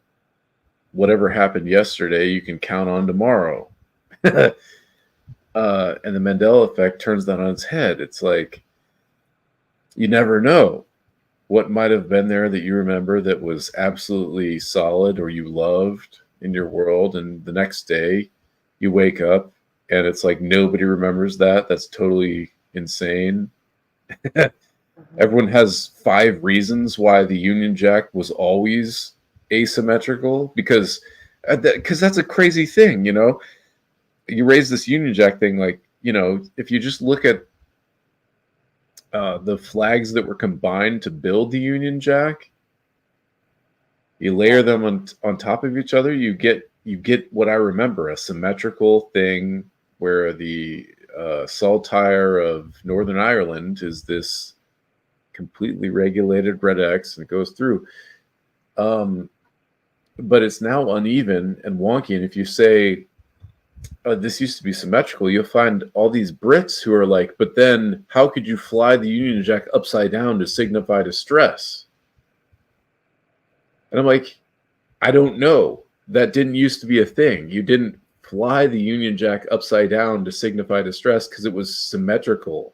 So Exactly. Just like it the American flag. it feels like an It's now import. flipped. Like you stole that idea from the American flag. You fly it upside down for distress. Now you can do that with the Union Jack because it's unequal. So you can look at it and see that it's upside down. But you never used to be able to do that. It would have been totally the same if you flipped it. So the whole thing is just sort of absurd. But what I feel like I lost, there's a couple layers to it. One of them as a kind of romantic poetic type who's always been sad about aging. And I mean, I've been sort of an elvish romantic Tolkien, like the world is passing away guy since I was like 15 or 16 years old. Just I've always had an attention to the beauty of the world, and how can we share it, and it's our time here is limited and stuff like that. But the things that I love from childhood, when they're suddenly changed and different, and everyone has 5 excuses for why they've always been that way, that really, really hurts my heart. Like I'm an English literature fanatic. I love English beer. You can't tell me the Union Jack I remember never existed, and that this hideous current thing, it feels like an insult or a slap to the face of what I loved. And just losing what you love hurts. There's so many different things like that. Absolutely. And which leads that 5 stages of grief. And then but it's, and this is the other part of it. It's isolating, and it's extremely hard to grieve because it's so absurd that nobody can believe you. So it's like you're seeing that leads to the despair that I was talking about. The despair is from the isolation. If the world is changing before your eyes and the things you knew and loved are disappearing and changing into generally worse versions, because it does seem like usually the Mandela effect a lot of times changes into something crappier. Like it's not a drive-by fruiting, it's a run-by fruiting, and the joke sucks. Yeah. Yes. Like no one would, who would ever write that? A run-by, what is that? A run-by fruiting? That's stupid. So it's just really tough when the world is shifting and things you knew and loved are disappearing.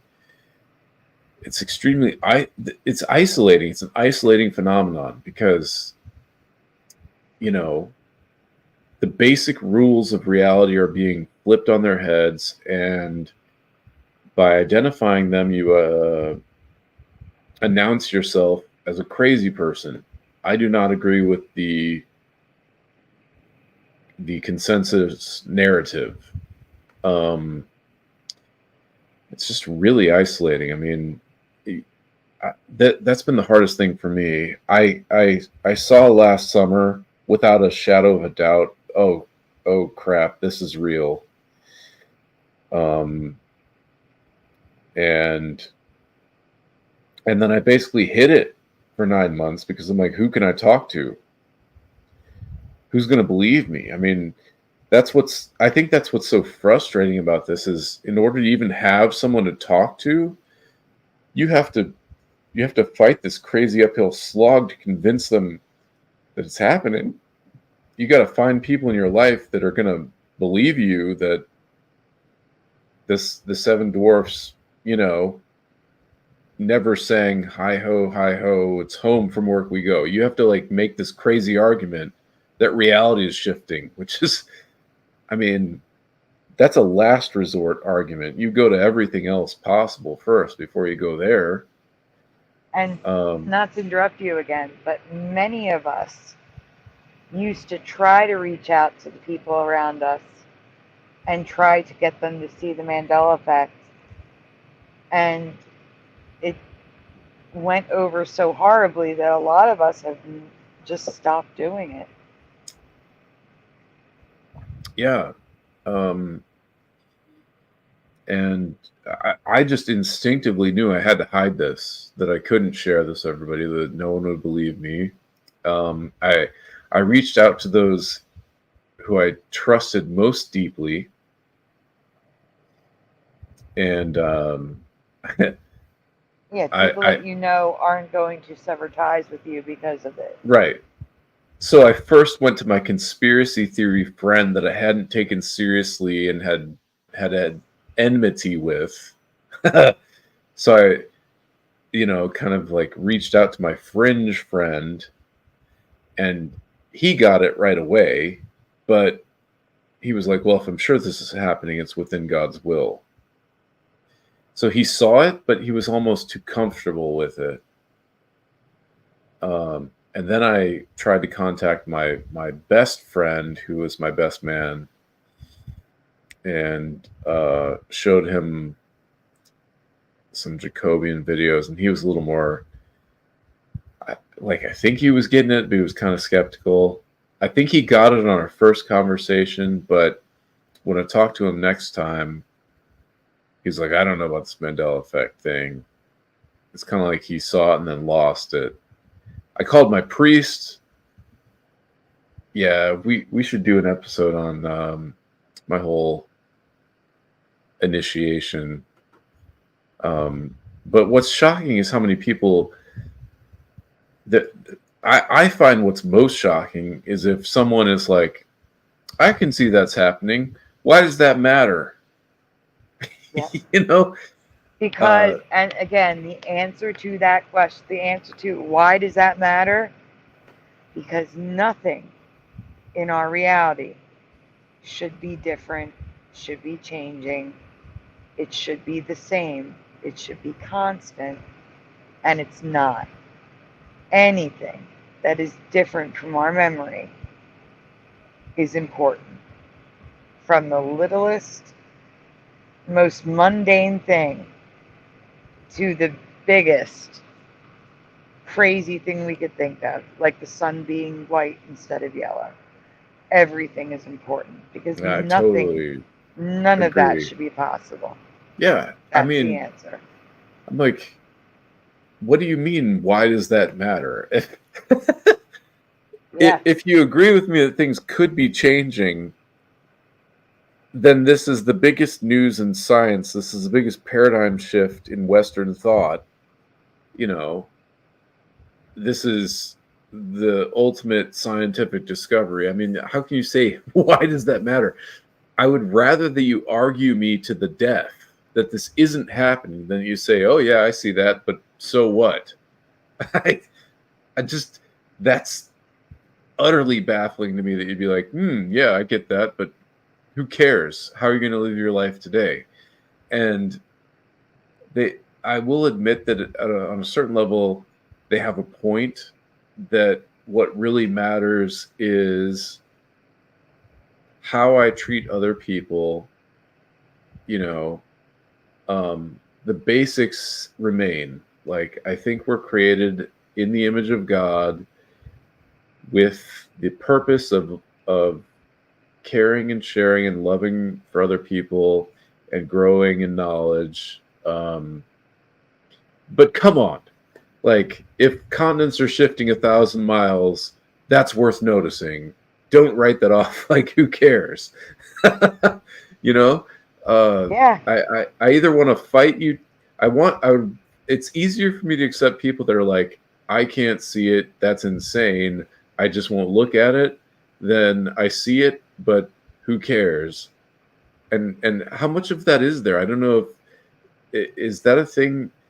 I'm kind of okay with resistance. This is all insane, I won't look at it. I have a much harder time with, I acknowledge this and I will move on.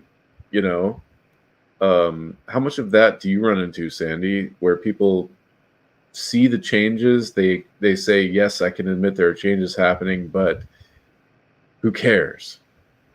All the time. It's insane. All the time. I mean, it's very rare that I find someone who's receptive to the Mandela effect, sees Mandela effects, and is receptive to looking into it more. Of the people in my life, I can count them on one hand, Wow. like in real life. But you have those that see changes and then they're like, okay, so what? That's what I'm saying. They're not Ah, receptive. They can see it, but they're not receptive to understanding why, to looking into it more, to seeing more. They just shut it down. that's crazy to me. It's crazy to me too, Like, but if you can see it that much, how can you not be shocked by it, you know? I'd how rather that can you you not want to know why just and deny how? it. Yeah. I don't know how you can just go about your daily life knowing this. Like, you've always seen Uncle Sam with the stripes on the hat. You find out it's always been white, well, also silver, also gold, also this and that, all different types of stripes and star patterns, or no stripes at all. And then just be like, well, I guess that's the way it is, or I must have remembered it wrong, or it's mind blowing to me. Well, so there are subsets here of denial or whatever, and so when I first started to show this to my wife, I got a bunch of the what you're talking about, where it's like she would remember the old reality, but would make memory excuses, right? You know, uh, it's a beautiful day in the neighborhood. Well, people could have gotten that wrong easily. It's just one syllable, and maybe someone, once one thing gets misheard, everybody repeats it, right? Yeah. I did Little Richard Wop Bop a Loo Bop. How does that end? She said a whop bam boom. And so did Little Richard in his own interview, and his producer of how they first recorded it. But somehow he's never sung that ever Right. I on any covered that one a recording few or years live ago. show. Yeah. And then she's like, well, it's nonsense syllables, and No. He never sang a womp bump bump. Never. no, I hate that. I hate But it so much too. but that's still a different level of denial from what baffled me the most was a couple friends who were like, okay, yeah, the continents seem to have shifted, but so what? I had a few people that grasped the changes. They did not deny the changes. They didn't make excuses. They're just like, well, and these tend to be very serious religious people, including my priests. And they're like, well, how does that affect how you're going to live, and why would that change anything? And I'm like, are you kidding me? It We're changes talking everything. about the fundamental fabric of reality just shifted. I think I need someone to account for why that would be possible. I can't just skip past that and go back to normal, like 9 to 5 living. Let me, I'll take a trip to Walmart and buy some, bell peppers. Can I interrupt you for 1 second? Please. Oiler Greg, would you like to jump on here and tell us? Oiler Greg says, I have a potential explanation for taking the upload and why others can't see, but it's complicated and it's not what everyone else thinks. Would you like to join us and explain? Because I'd be fascinated to hear a reason for the Smith effect, why people take the upload, why we Is take the upload ourselves sometimes. Is that called the Smith effect? The Agent Smith? The Smith effect is when you present a Mandela effect to someone and they remember it the way we remember it, And then when you tell them the way it is now, there's like a visible look that comes across their face. And then they say, oh, I probably just misremembered it. Yeah, I do remember the white hat. Or they're like, it's always been that way. Yeah. And they shift on the spot. That's terrifying. That freaks me out. Oiler Greg will join another time.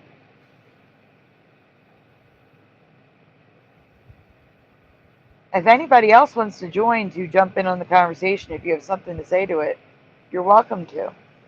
Just let me know and I'll send you a link. But yeah, that's the Mr. Smith effect, or the Smith effect. I think it was coined by digital. What name does he go by? Tom. I just can't. Digital Scribe, maybe. I think that's Tom's name. Digital Scribe. Taking the upload, taking the update, taking the download. There's all sorts of names for it.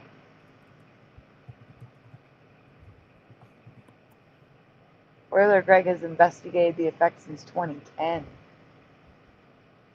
This is really sad to me. Angels Don't Fall says, religious people seem to be the biggest in denial. And I get what you mean. I am really extremely deeply religious. I have my Master of Divinity from St. Vlad's, St. Vladimir's Orthodox Seminary. I'm an Orthodox Christian with I trained to be a priest. And so that stuff does really hurt, because I get that mindset where people get locked into the black and white. I still deeply believe, but I just think you got to be honest about what's going on in reality. You got to face the facts. But that mirrors what we see in reality about other things. A lot of people are walking around in this world with blinders on to everything going on around them. And the same thing happens with the Mandela effect. Go kart Bob. Sorry, go on. Finish your thought there. Oh, I was going to say, I think for a lot of people, they can't handle it. Right. They can't handle that reality is not the same as what it once was. So I believe that's one of the reasons why they shut down. No, I think that's totally right. And frankly, I'm not sure that I could handle it at a certain phase in my life. But I've seen a lot of weird stuff. I've had a couple demon possession run-ins that were super terrifying. I've had some paranormal events in my life. And once you have one of those, it sort of breaks you out of the secular materialist scientism. I'm not against science, but scientism as a religion, it breaks you out of that stuff. And then in the last couple of years, I started to get curious about UFOs and other paranormal topics, and I had been kind of deep into weird podcasts. So when I discovered the Mandela effect, I was already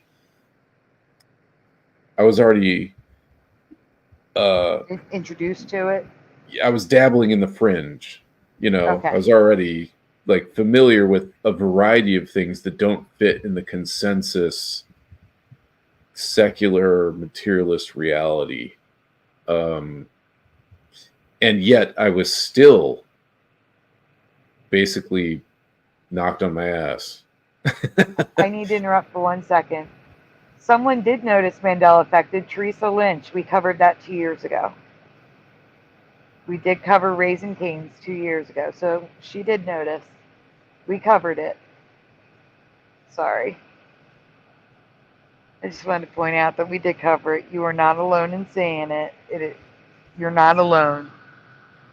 That's the whole point of this. That's the whole point of showing these effects and sharing them It's to wake people up, and it's to let you know you're not alone. You're not crazy. We see these things too. Yeah, and I And want to go ahead. Go ahead. I was going to say, and I think it's important because it's much easier to find people all over the world online who are seeing the same things and experiencing the same things than it is to try to find people in our lives, in our real everyday lives, who are experiencing it and seeing it like we are. And here's my thing: nobody should be forced to choose between acknowledging an undeniable reality experience or the religion that they belong to. You know, because the person in the religion isn't willing to look at it or is unaware. And the Mandela effect is so weird that it's outside of most people's paradigm, and most even religious leaders cannot go there. And you just shouldn't. That shouldn't be an either or. Like, you know, if you're aware of a new fact, this is basically science. If you're aware of a new paradigm, facts that don't fit the present model, that shouldn't force you out of the community. But unfortunately, the way humans work, it often does, and then it takes science 100 years to catch up. And so I just want to throw a shout out to Go-Kart Bob there, who says, I showed a Bible ME to a pastor, James 5:1. He thought I changed it and said I got a devil in me. And that's just, you know, that's denial on a very high level.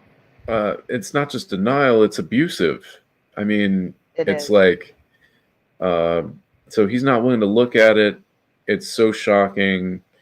I'm not familiar with that change. I'm actually curious what that change is, but that's the thing. You can't go to your priest or pastor with the Mandela effect, and I haven't. I wrestled this on my own for 9 months and found and had to work through it. It's actually very interesting that you were able to see it, because another strange aspect of the Mandela effect is the closer you are to it, the less likely you are to see it. So, for example, the Bible, you are very familiar with the Bible. A priest who is reading from the Bible every Sunday, Saturdays as well, and other days. They're reading every day, but I'm saying, like, in church, they're reading to the congregation. They're less likely to see an issue with the lion and the lamb not being in the Bible, because they see it all the time. It has become their current reality. See what I'm saying? 'Cause they're too close to it. Yeah, and generally, I don't know what you all think about this, but it seems like when a big change is made, those who are closest to the change somehow get immunized against it. So, I mean, for instance, one of the big ones for me is the Union Jack, which is the British flag. But if you talk to people in England, they'll have all these, it was always that way. And they'll have, these but we reasons. do have people in this community from England who remember it like you and me, like us. But it does seem like a little bit like, if it's something that's real close to your inner circle of knowledge, you're more likely to be immunized from it. That is correct. Like I said, Like, if it's something that you're really close to. Yeah. Like, there are places like city names that have been Mandela'd, and the people who live there say it's always been that way. Or when people say this Moneybags was Moneybags 76, and he's like, my name's always been Moneybags 73. You see what I'm saying? He's too close to it. He can't see a reality where he chose to be Moneybags 76. I believe it's 73 because that's the year he was born, though. Well, that's a real crazy one, because some people, I mean, there are cases in the Mandela effect where people's names are changed, right? Like Mark Hamill, 1 or 2 L's, stuff like that, where your own name changed, and never is anyone aware of their own name changing, right? No, not a one. And that's frightening, I think. We actually caught that on air. We ran a contest, and the winner, you know, I'm going to go see if you continue talking. I'm going to see if I can find it. It's in Teresa's Facebook group. Everyone remembered the guy's name another way. And he got so upset that he left Teresa's group. Wow. Because they So remember his name. If I can find the That's crazy. post, I will send it to you to show. Before you continue talking, so many people have jumped in the chat. We're at 34. I need to say hello to the people who have jumped in since we started our discussion. Super Mario Brothers 3 is here. We also, like I said, Oiler Greg was here. Let's see. I'm sorry. I missed it. I saw them jumping in. I put them on the screen, but I did not get to say hi because I did not want to interrupt. The Orion Files is here. And the Orion Files agreed with you earlier with everything you were saying. I did put that on the screen at the time. General Sorrow is here. I did say Sheriff of YouTube. Someone at the bottom, I thought. Give me a minute. Just check and see if Wizardry. Welcome, Wizardry. I haven't seen Wizardry in a while. Wizardry is in the UK. And he agrees it's completely different. The Marine Union Jack is also wrong, from the Navy from 1700. So Wizardry is from the UK. Well, in the UK. And remembers the Union Jack like you. And now we're going to have to look at the Marine Union Jack and see how that's different.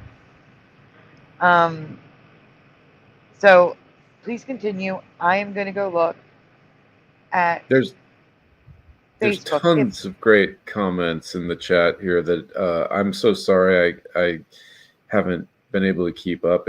I'm learning how to bounce back and forth. Okay. Listen, if I get kicked out, just hang in there. I'll be back. Sometimes going to Facebook kicks me out. But I will be right back if that happens. Just keep on talking. If you want to answer some of those questions in the chat, go for it. I'll be right back. Yes, so I see one here backing up a little ways. Rudy P. Christopher, curious what your pastor's response was about the Mandela effect.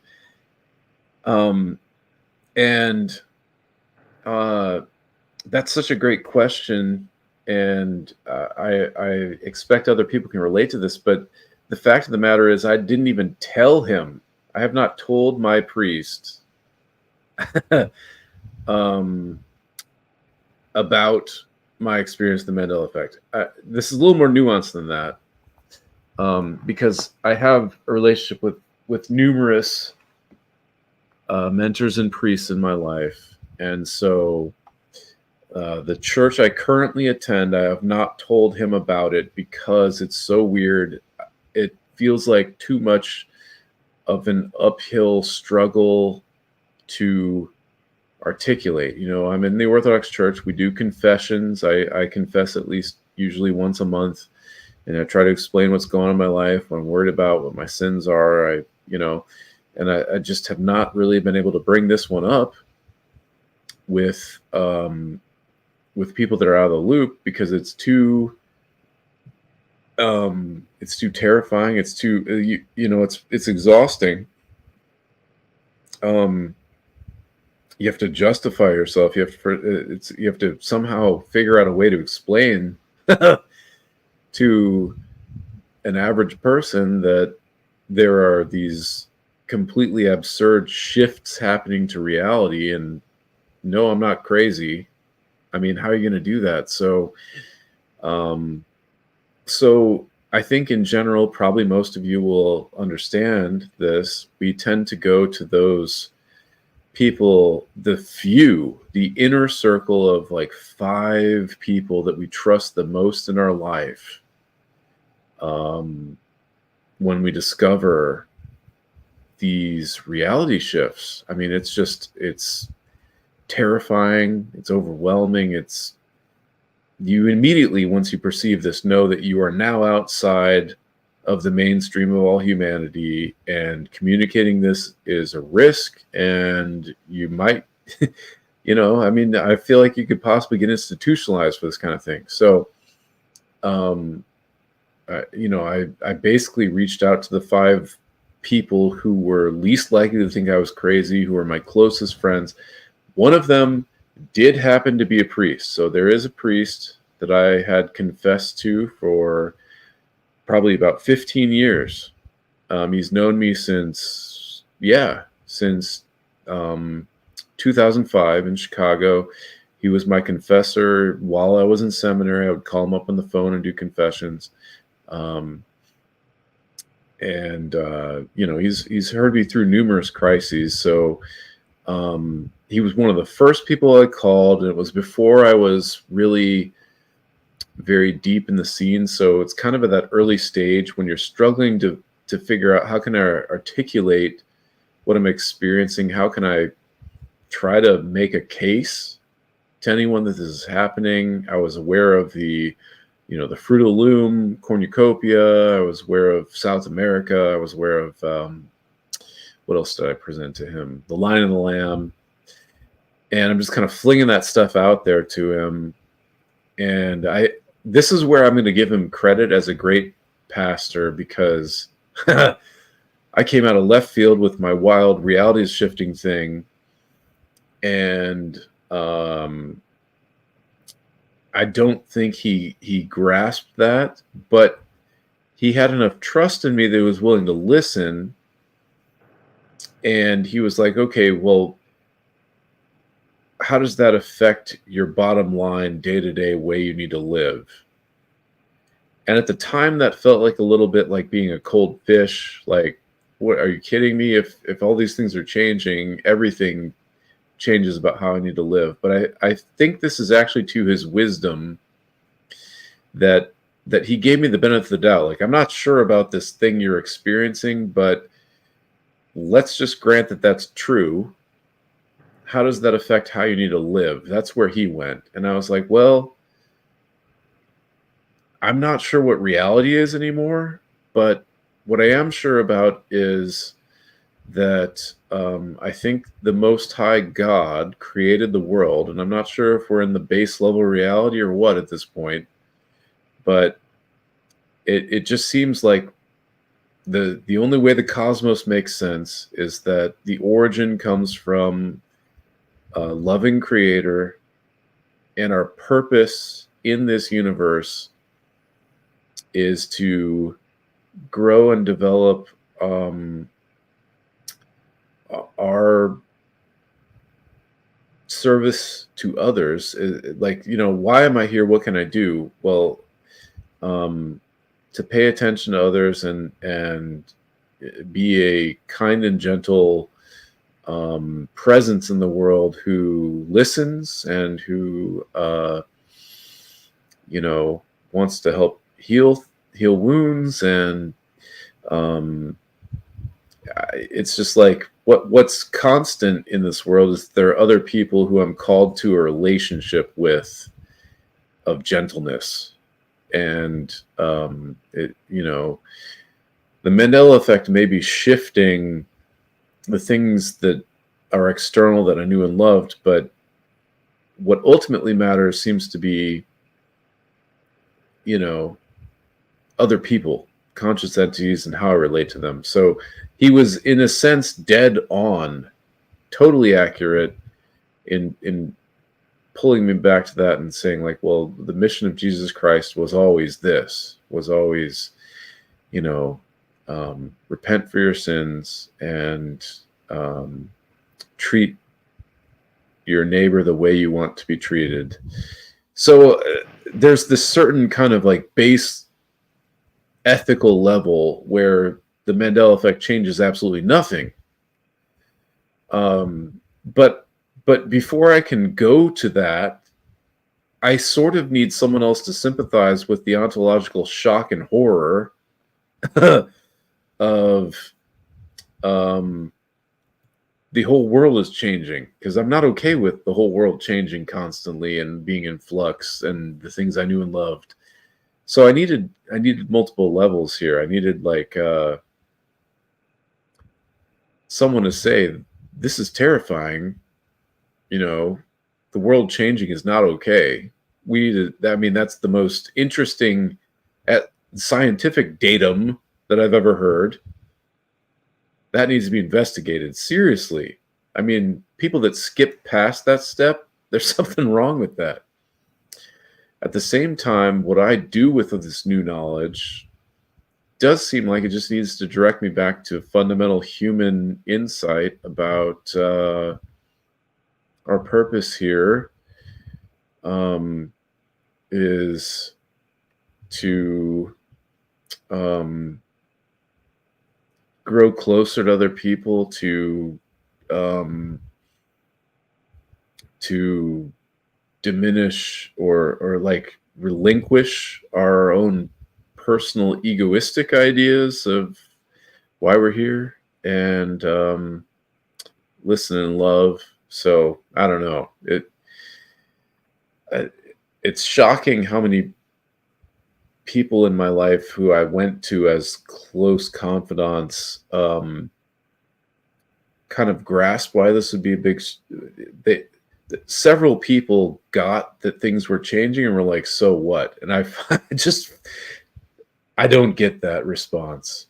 I feel like we need to be like, "That's huge," and also, what do we do about it? I can't do anything about it except take accountability for my own human story and how I relate to other people, and how am I affecting other people's lives. So, yeah, I don't know if that resonates with other people, but it's it was a lonely journey because I need the shock to resonate, as well as, despite the shock, I'm going to choose to go on to do good things. So I did find the thing I wanted to show, including a video.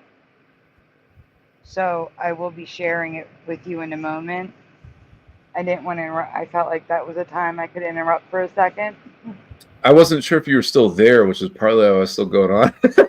No, it's good. I'm glad you were, because I was on had a a lot to soliloquy. get. I was on a soliloquy, and I was like, "Oh God, I'm ranting." Is Sandy even No, there? I appreciate it, because I had so much to get from. I mean, this is highly documented.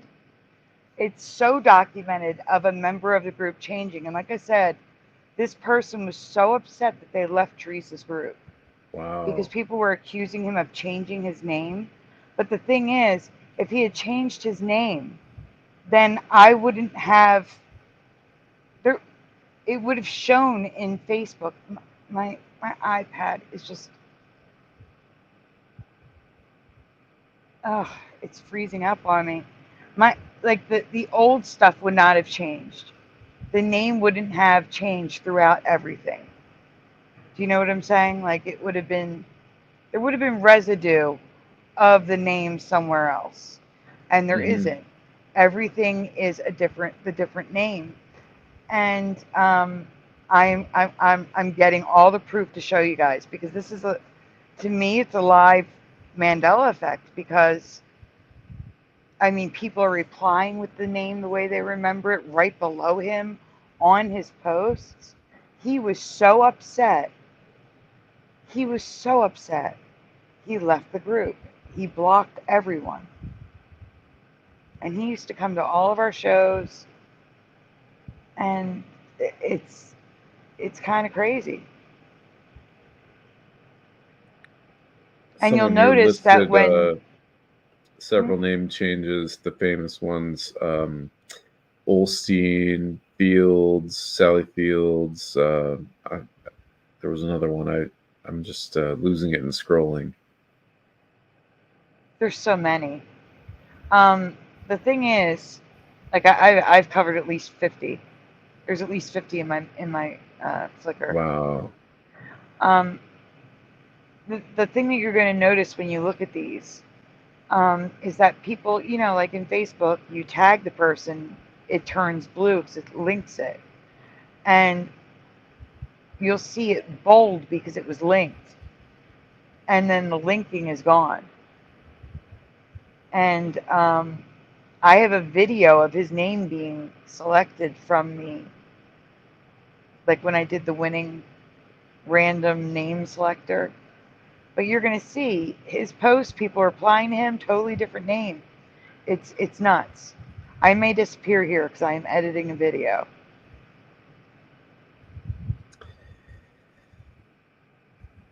I think we got some people in the chat that are need to go to bed. Looks Who's saying like good night? Ryu Gamine Mikado. Ryugani Mikado, have a great night. Thank you for being here. I'm going to be coming in really quickly with the video, and I'm about to send them to you. I'm done. The video was the last thing. Is he actually from Japan? Are you in Japan, Ryu? I thought it was like a Japanese name. I thought it was the Philippines or something. It could be on a totally different time zone. Yeah, Christopher Reeves, Super Mario Brothers 3. Totally yes, Reeves, not Reeve.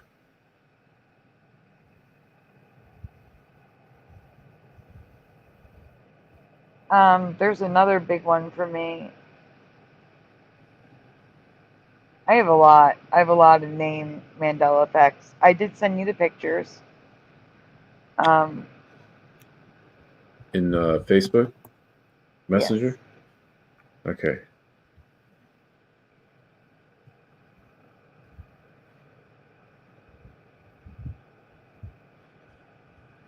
A lot of spellings of names. I have YouTubers' names that are different. Pokemon names that are different. A big one for me is a company name change. Okay, we're doing these Facebook ones. Yeah, yes. So if you want to show the video first, like get that one queued up.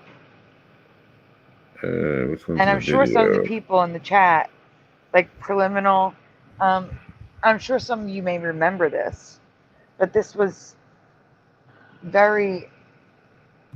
Do you have it? Do you have it queued up? I'm adding you to the stage. I do now. I don't know if I need to reload it. What the heck? Unmute. It's muting you. Yeah, unsafe. Please represent, because there was an issue happening. I couldn't select it properly. Welcome, Micah Russell. Why don't you have a wrench? We got to fix that. Fixed. Oops. Good to see you. And Melt Shack, welcome. Okay, I did it again, I think. You did. Give me 1 second. I'm giving Melt Shack a moderation.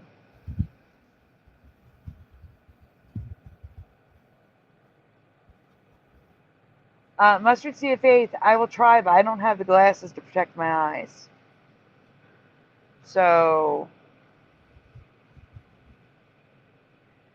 I will do my best. Guys, I was in Facebook, so I did not see anybody jumping in. I'm so sorry.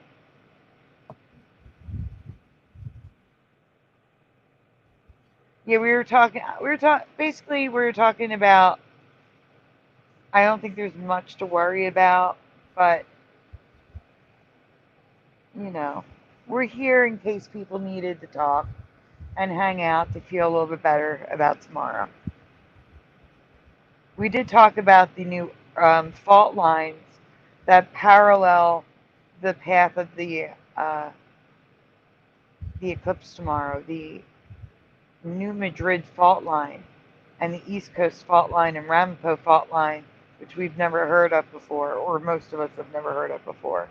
But the New Madrid fault line literally parallels the path of the eclipse tomorrow. Okay, so what I'm about to show you is a name change in Mandela Reality Residue Hunters Facebook group. And it upset the person so much that they left Teresa's group. So it started with a contest on Brian MacFarlane's channel. All right, I'm having issues. I'm going to have to leave and come back because I cannot add you to the stage. It's giving me all sorts of issues. So I'm going to refresh. I will disappear. I'll be right back. Me? Add me?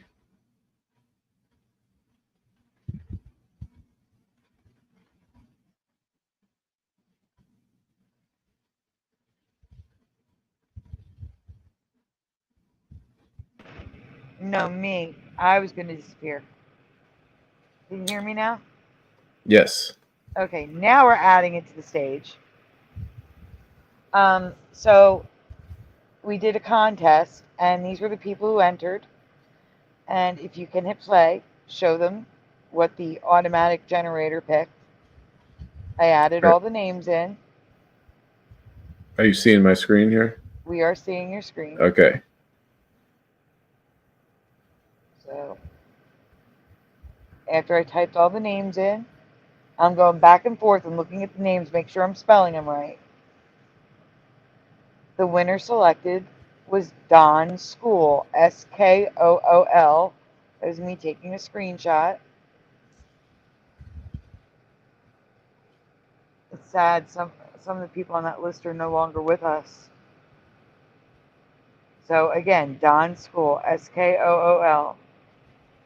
All right, now I'm going to remove you from the screen. If you could start at the beginning of the pictures, please. Okay.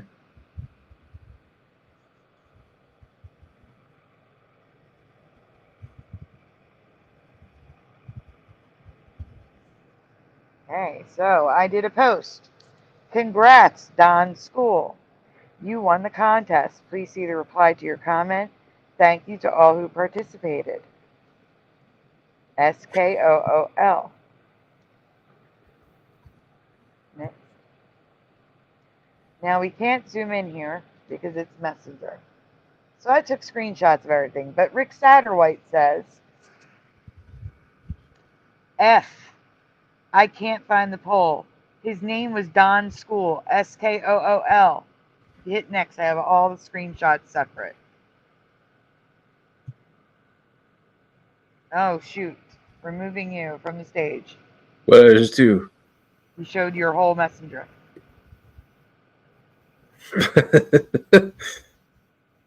You're supposed to click the arrow instead of the X. You click the X instead of the arrow. Whoops. It's okay. Let's go to the next image. And then full screen it. And I'll put you back in.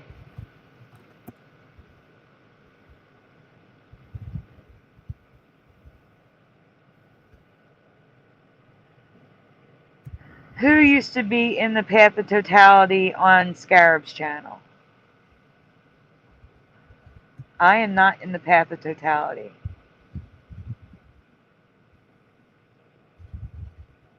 Kristen? Who's Kristen?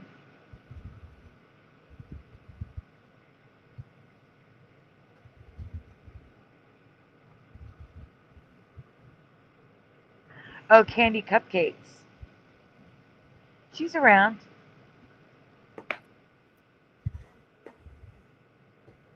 All right, here we go, guys.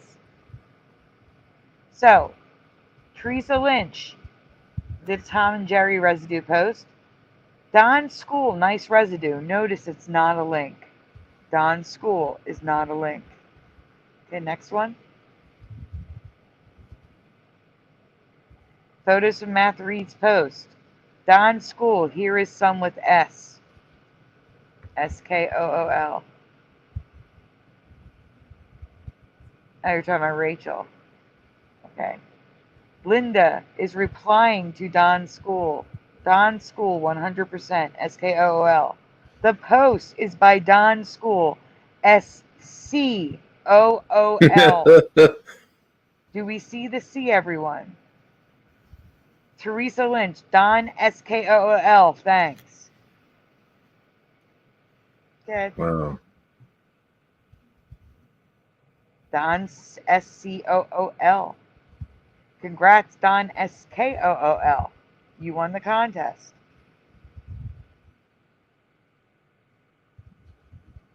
That's crazy. Don School. And then Tim Green below, Don SKOOL. Replying to his post. It's my birthday, by the way. That is my birthday right there. August 16th.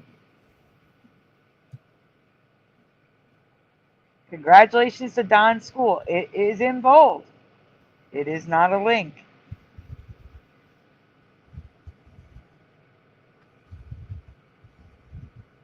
There's the screenshot you saw me take in the video. No. No. What did I do? I fixed it.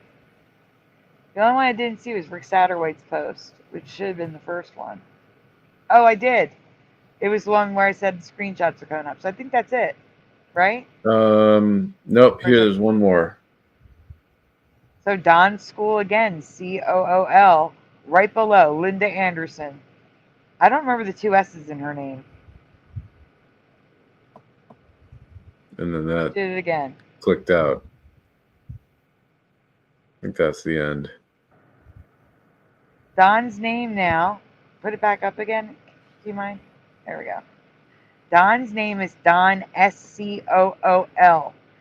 Everyone remembers Don SKOOL.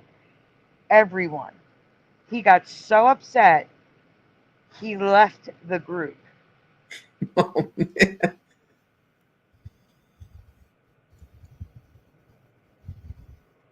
Which is understandable if that's what's wild about this. I mean, Don School got his own name changed, and you're not going to listen to a bunch of other people telling you your name isn't what you know your name is. Right. So what is with that update process? That's messed up. So the thing is, there's always the possibility that he was trolling everyone and changed his name. But the thing is, why would he get so upset that he left the group? The group that he was so active in. He came to our shows. Like, I don't think he changed it. I think this is a Mandela that we caught.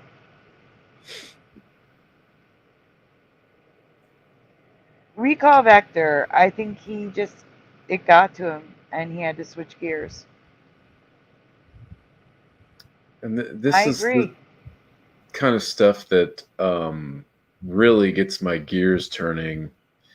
A perfect example of this is the whole Moonraker, Jaws, and Dolly braces thing. So you can find countless. So I'm not personally affected by that because I haven't even seen the movie. I've just watched enough clips to believe it.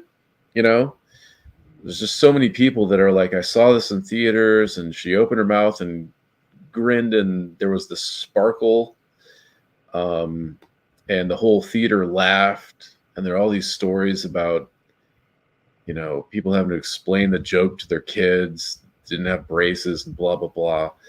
And then you've got parodies of it. You have a whole Visa commercial or whatever that has a girl with braces. And it's absurd to think that a girl with braces didn't exist in the movie. The whole scene just doesn't make sense without it.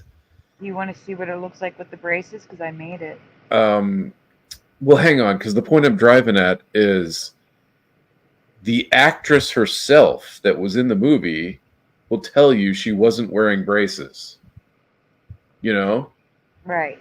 So she's been updated, even though there's so much evidence that it has to be that when this thing was made and the thing we all remember, and I'm viewing this as an outsider and I'm totally convinced, she just had to have braces.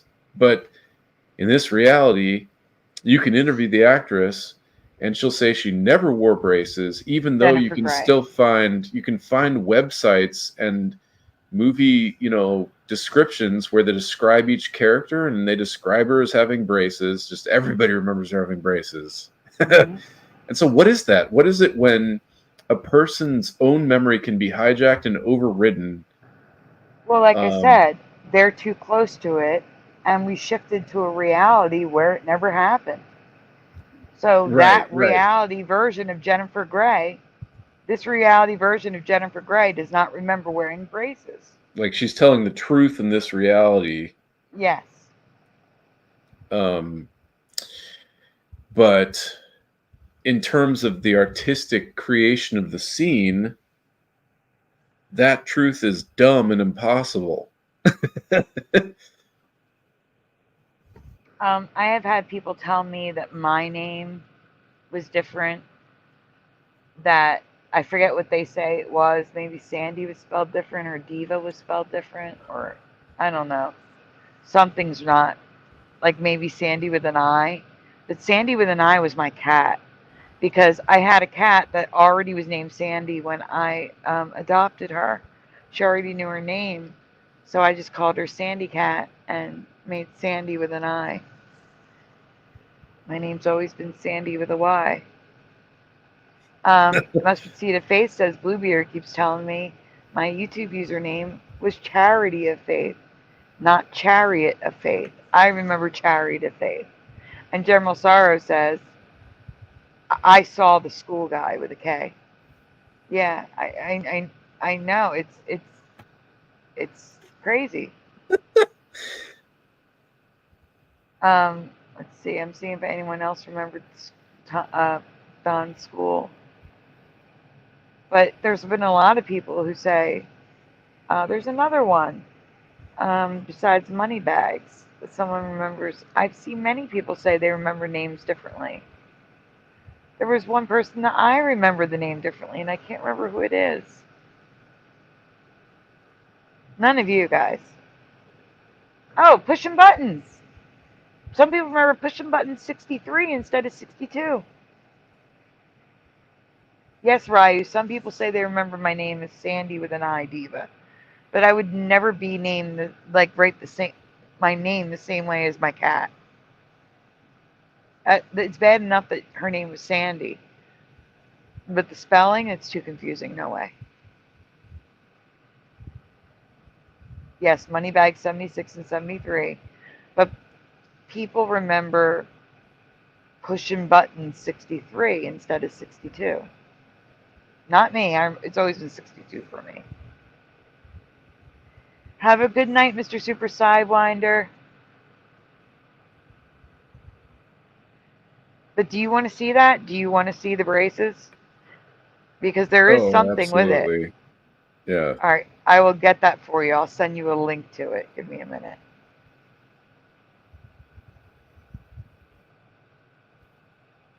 Ferris Bueller. Now this is before I did graphics. It's just pictures of Jennifer Grey. I could have sworn I did a presentation. I guess not. That's weird. There is a picture of her. I was looking for a scene. There's a scene of her in the movie where she's leaning against the wall, and the mannerisms with her lips, it's like she's reaching over braces that are not there. I'm just going to save these photos, and it's not a presentation. It's just 3 photos. So I'm just going to send you the photos.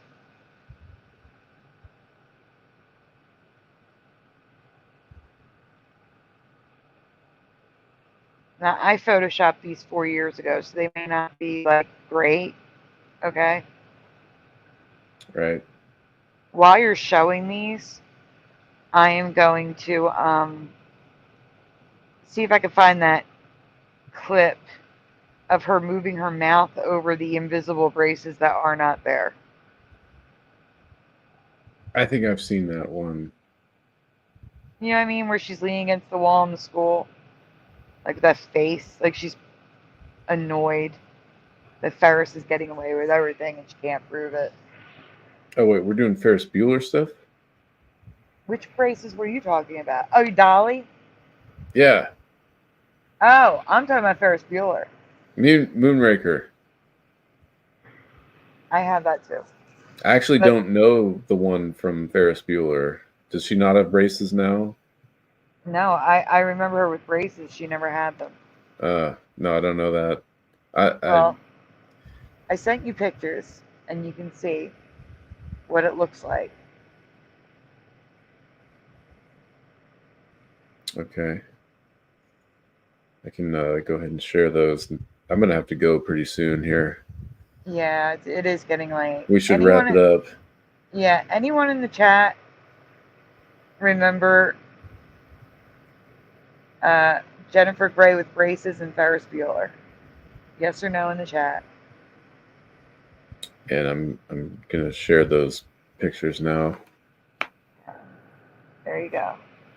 So I remember her with braces, and this looks right to me. Even the way she holds her lips. She holds her lips out like there's braces in the way. Orion File says yes. Super Mario Brothers says yes.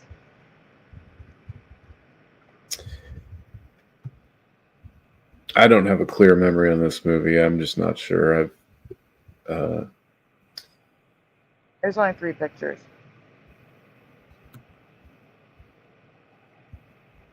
It was hard to find braces to Photoshop on the teeth that match the teeth. But that's the scene where she's with Charlie Sheen in the police station. I see braces, says General Sorrow. WTF.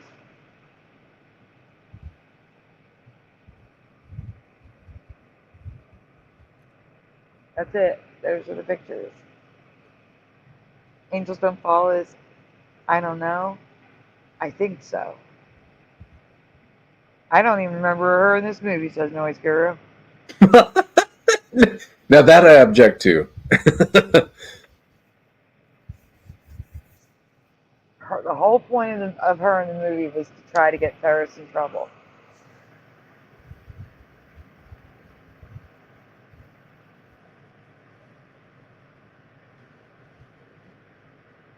Yes, I put them there, General Sorrow. I photoshopped them in. They're very convincing. You did a good job. I mean, they look really natural. Thank you.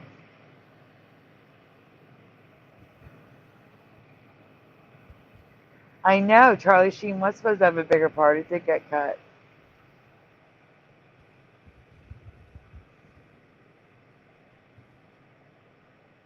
No, not the girlfriend. No, it's a sister. All right, guys. Well, the main message tonight is you're not alone. Everything will be okay tomorrow. Just try to take it, you know, if you're worried, it's going to be okay. Just remember all the other times the internet told you it was the end of the world or something really bad was going to happen. Like, you know, help me here, the test, the emergency broadcast test, and people were freaking out, sticking their phones in Faraday bags and tinfoil and all this stuff. And nothing happened. No zombies. Just try to remember that a lot of the stuff is to get you to click, to get that view. And if something bad does happen, God forbid, it's okay because God has us. No matter what happens, we will be okay. That's the most important message I can tell you. No matter what happens tomorrow, whether it just be an eclipse or whether something else happens, God has us. We are going to be okay. And with that, I think I'm going to say goodnight. What about you, Christopher? That seems pretty good. I'm reminded of Gandalf in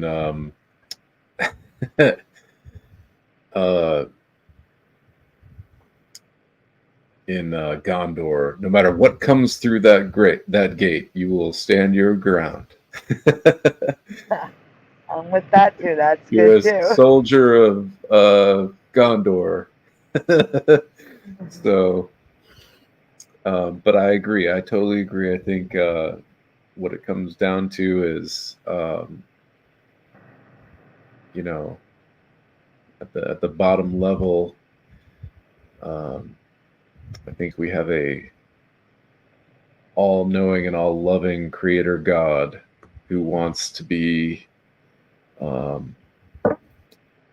you know, in relationship with us, and so lots of things can go kind of crazy in this world, but what it's really all about is our relationships, and just not being focused on ourselves and trying to give something good. Yeah, I think we're going to be just fine tomorrow, and even if the world ends, there's still a bigger and better plan in place.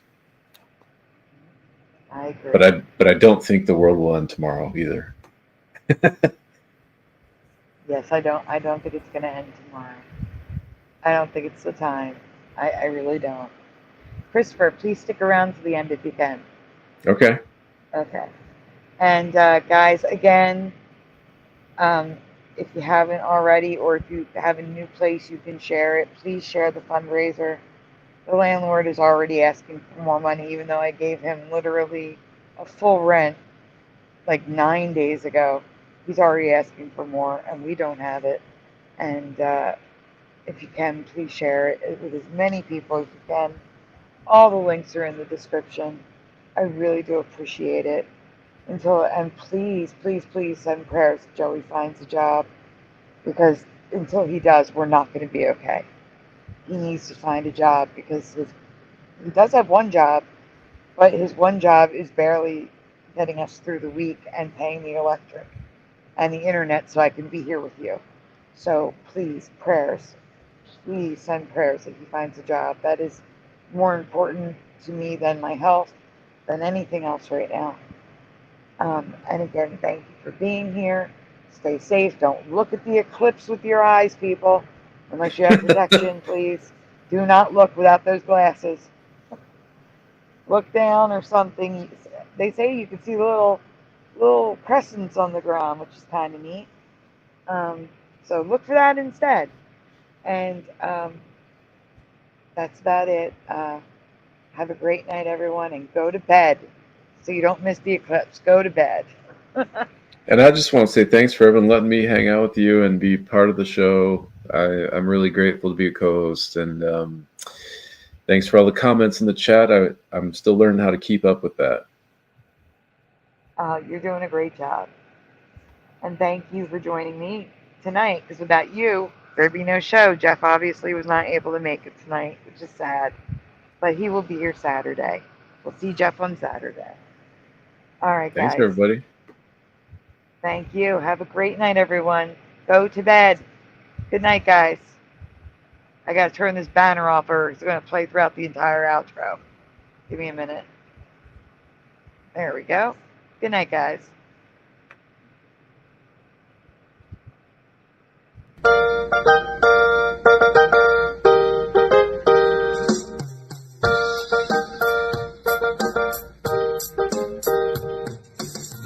Smash the two, smash the two, smash the two, smash the two. Turn this crap off, turn this crap off, turn this crap off, turn this crap off, turn this crap off, turn this crap off, please turn it off. Why must we watch Friends? Why must we watch Friends? Why must we watch Friends? Why must we watch Friends? I've seen this show about 1,000,000 times. Not even funny when I'm drunk or high. Why must we watch Friends? Why must we watch Friends? Why must we watch Friends? Why must we watch Friends? I'm telling you now for the 100th time. To change the channel, this show is a crime. Why must we watch Friends? Why must we watch Friends? Why must we watch Friends? Why must we watch Friends? That laugh track is so annoying to me. They wouldn't need it if the show was funny. Why must we watch Friends? Why must we watch Friends? Why must we watch Friends? Why must we watch Friends? There's so much better ways to spend my day than watch TV sing down a cat so smelly. Why must we watch Friends? Why must we watch Friends? Why must we watch Friends? Why must we watch Friends? Why must we watch Friends? Why must we watch Friends? Why must we watch Friends? Why must we watch Friends? Why must we watch Friends? Why must we watch Friends? Why must we watch Friends? Why must we watch Friends?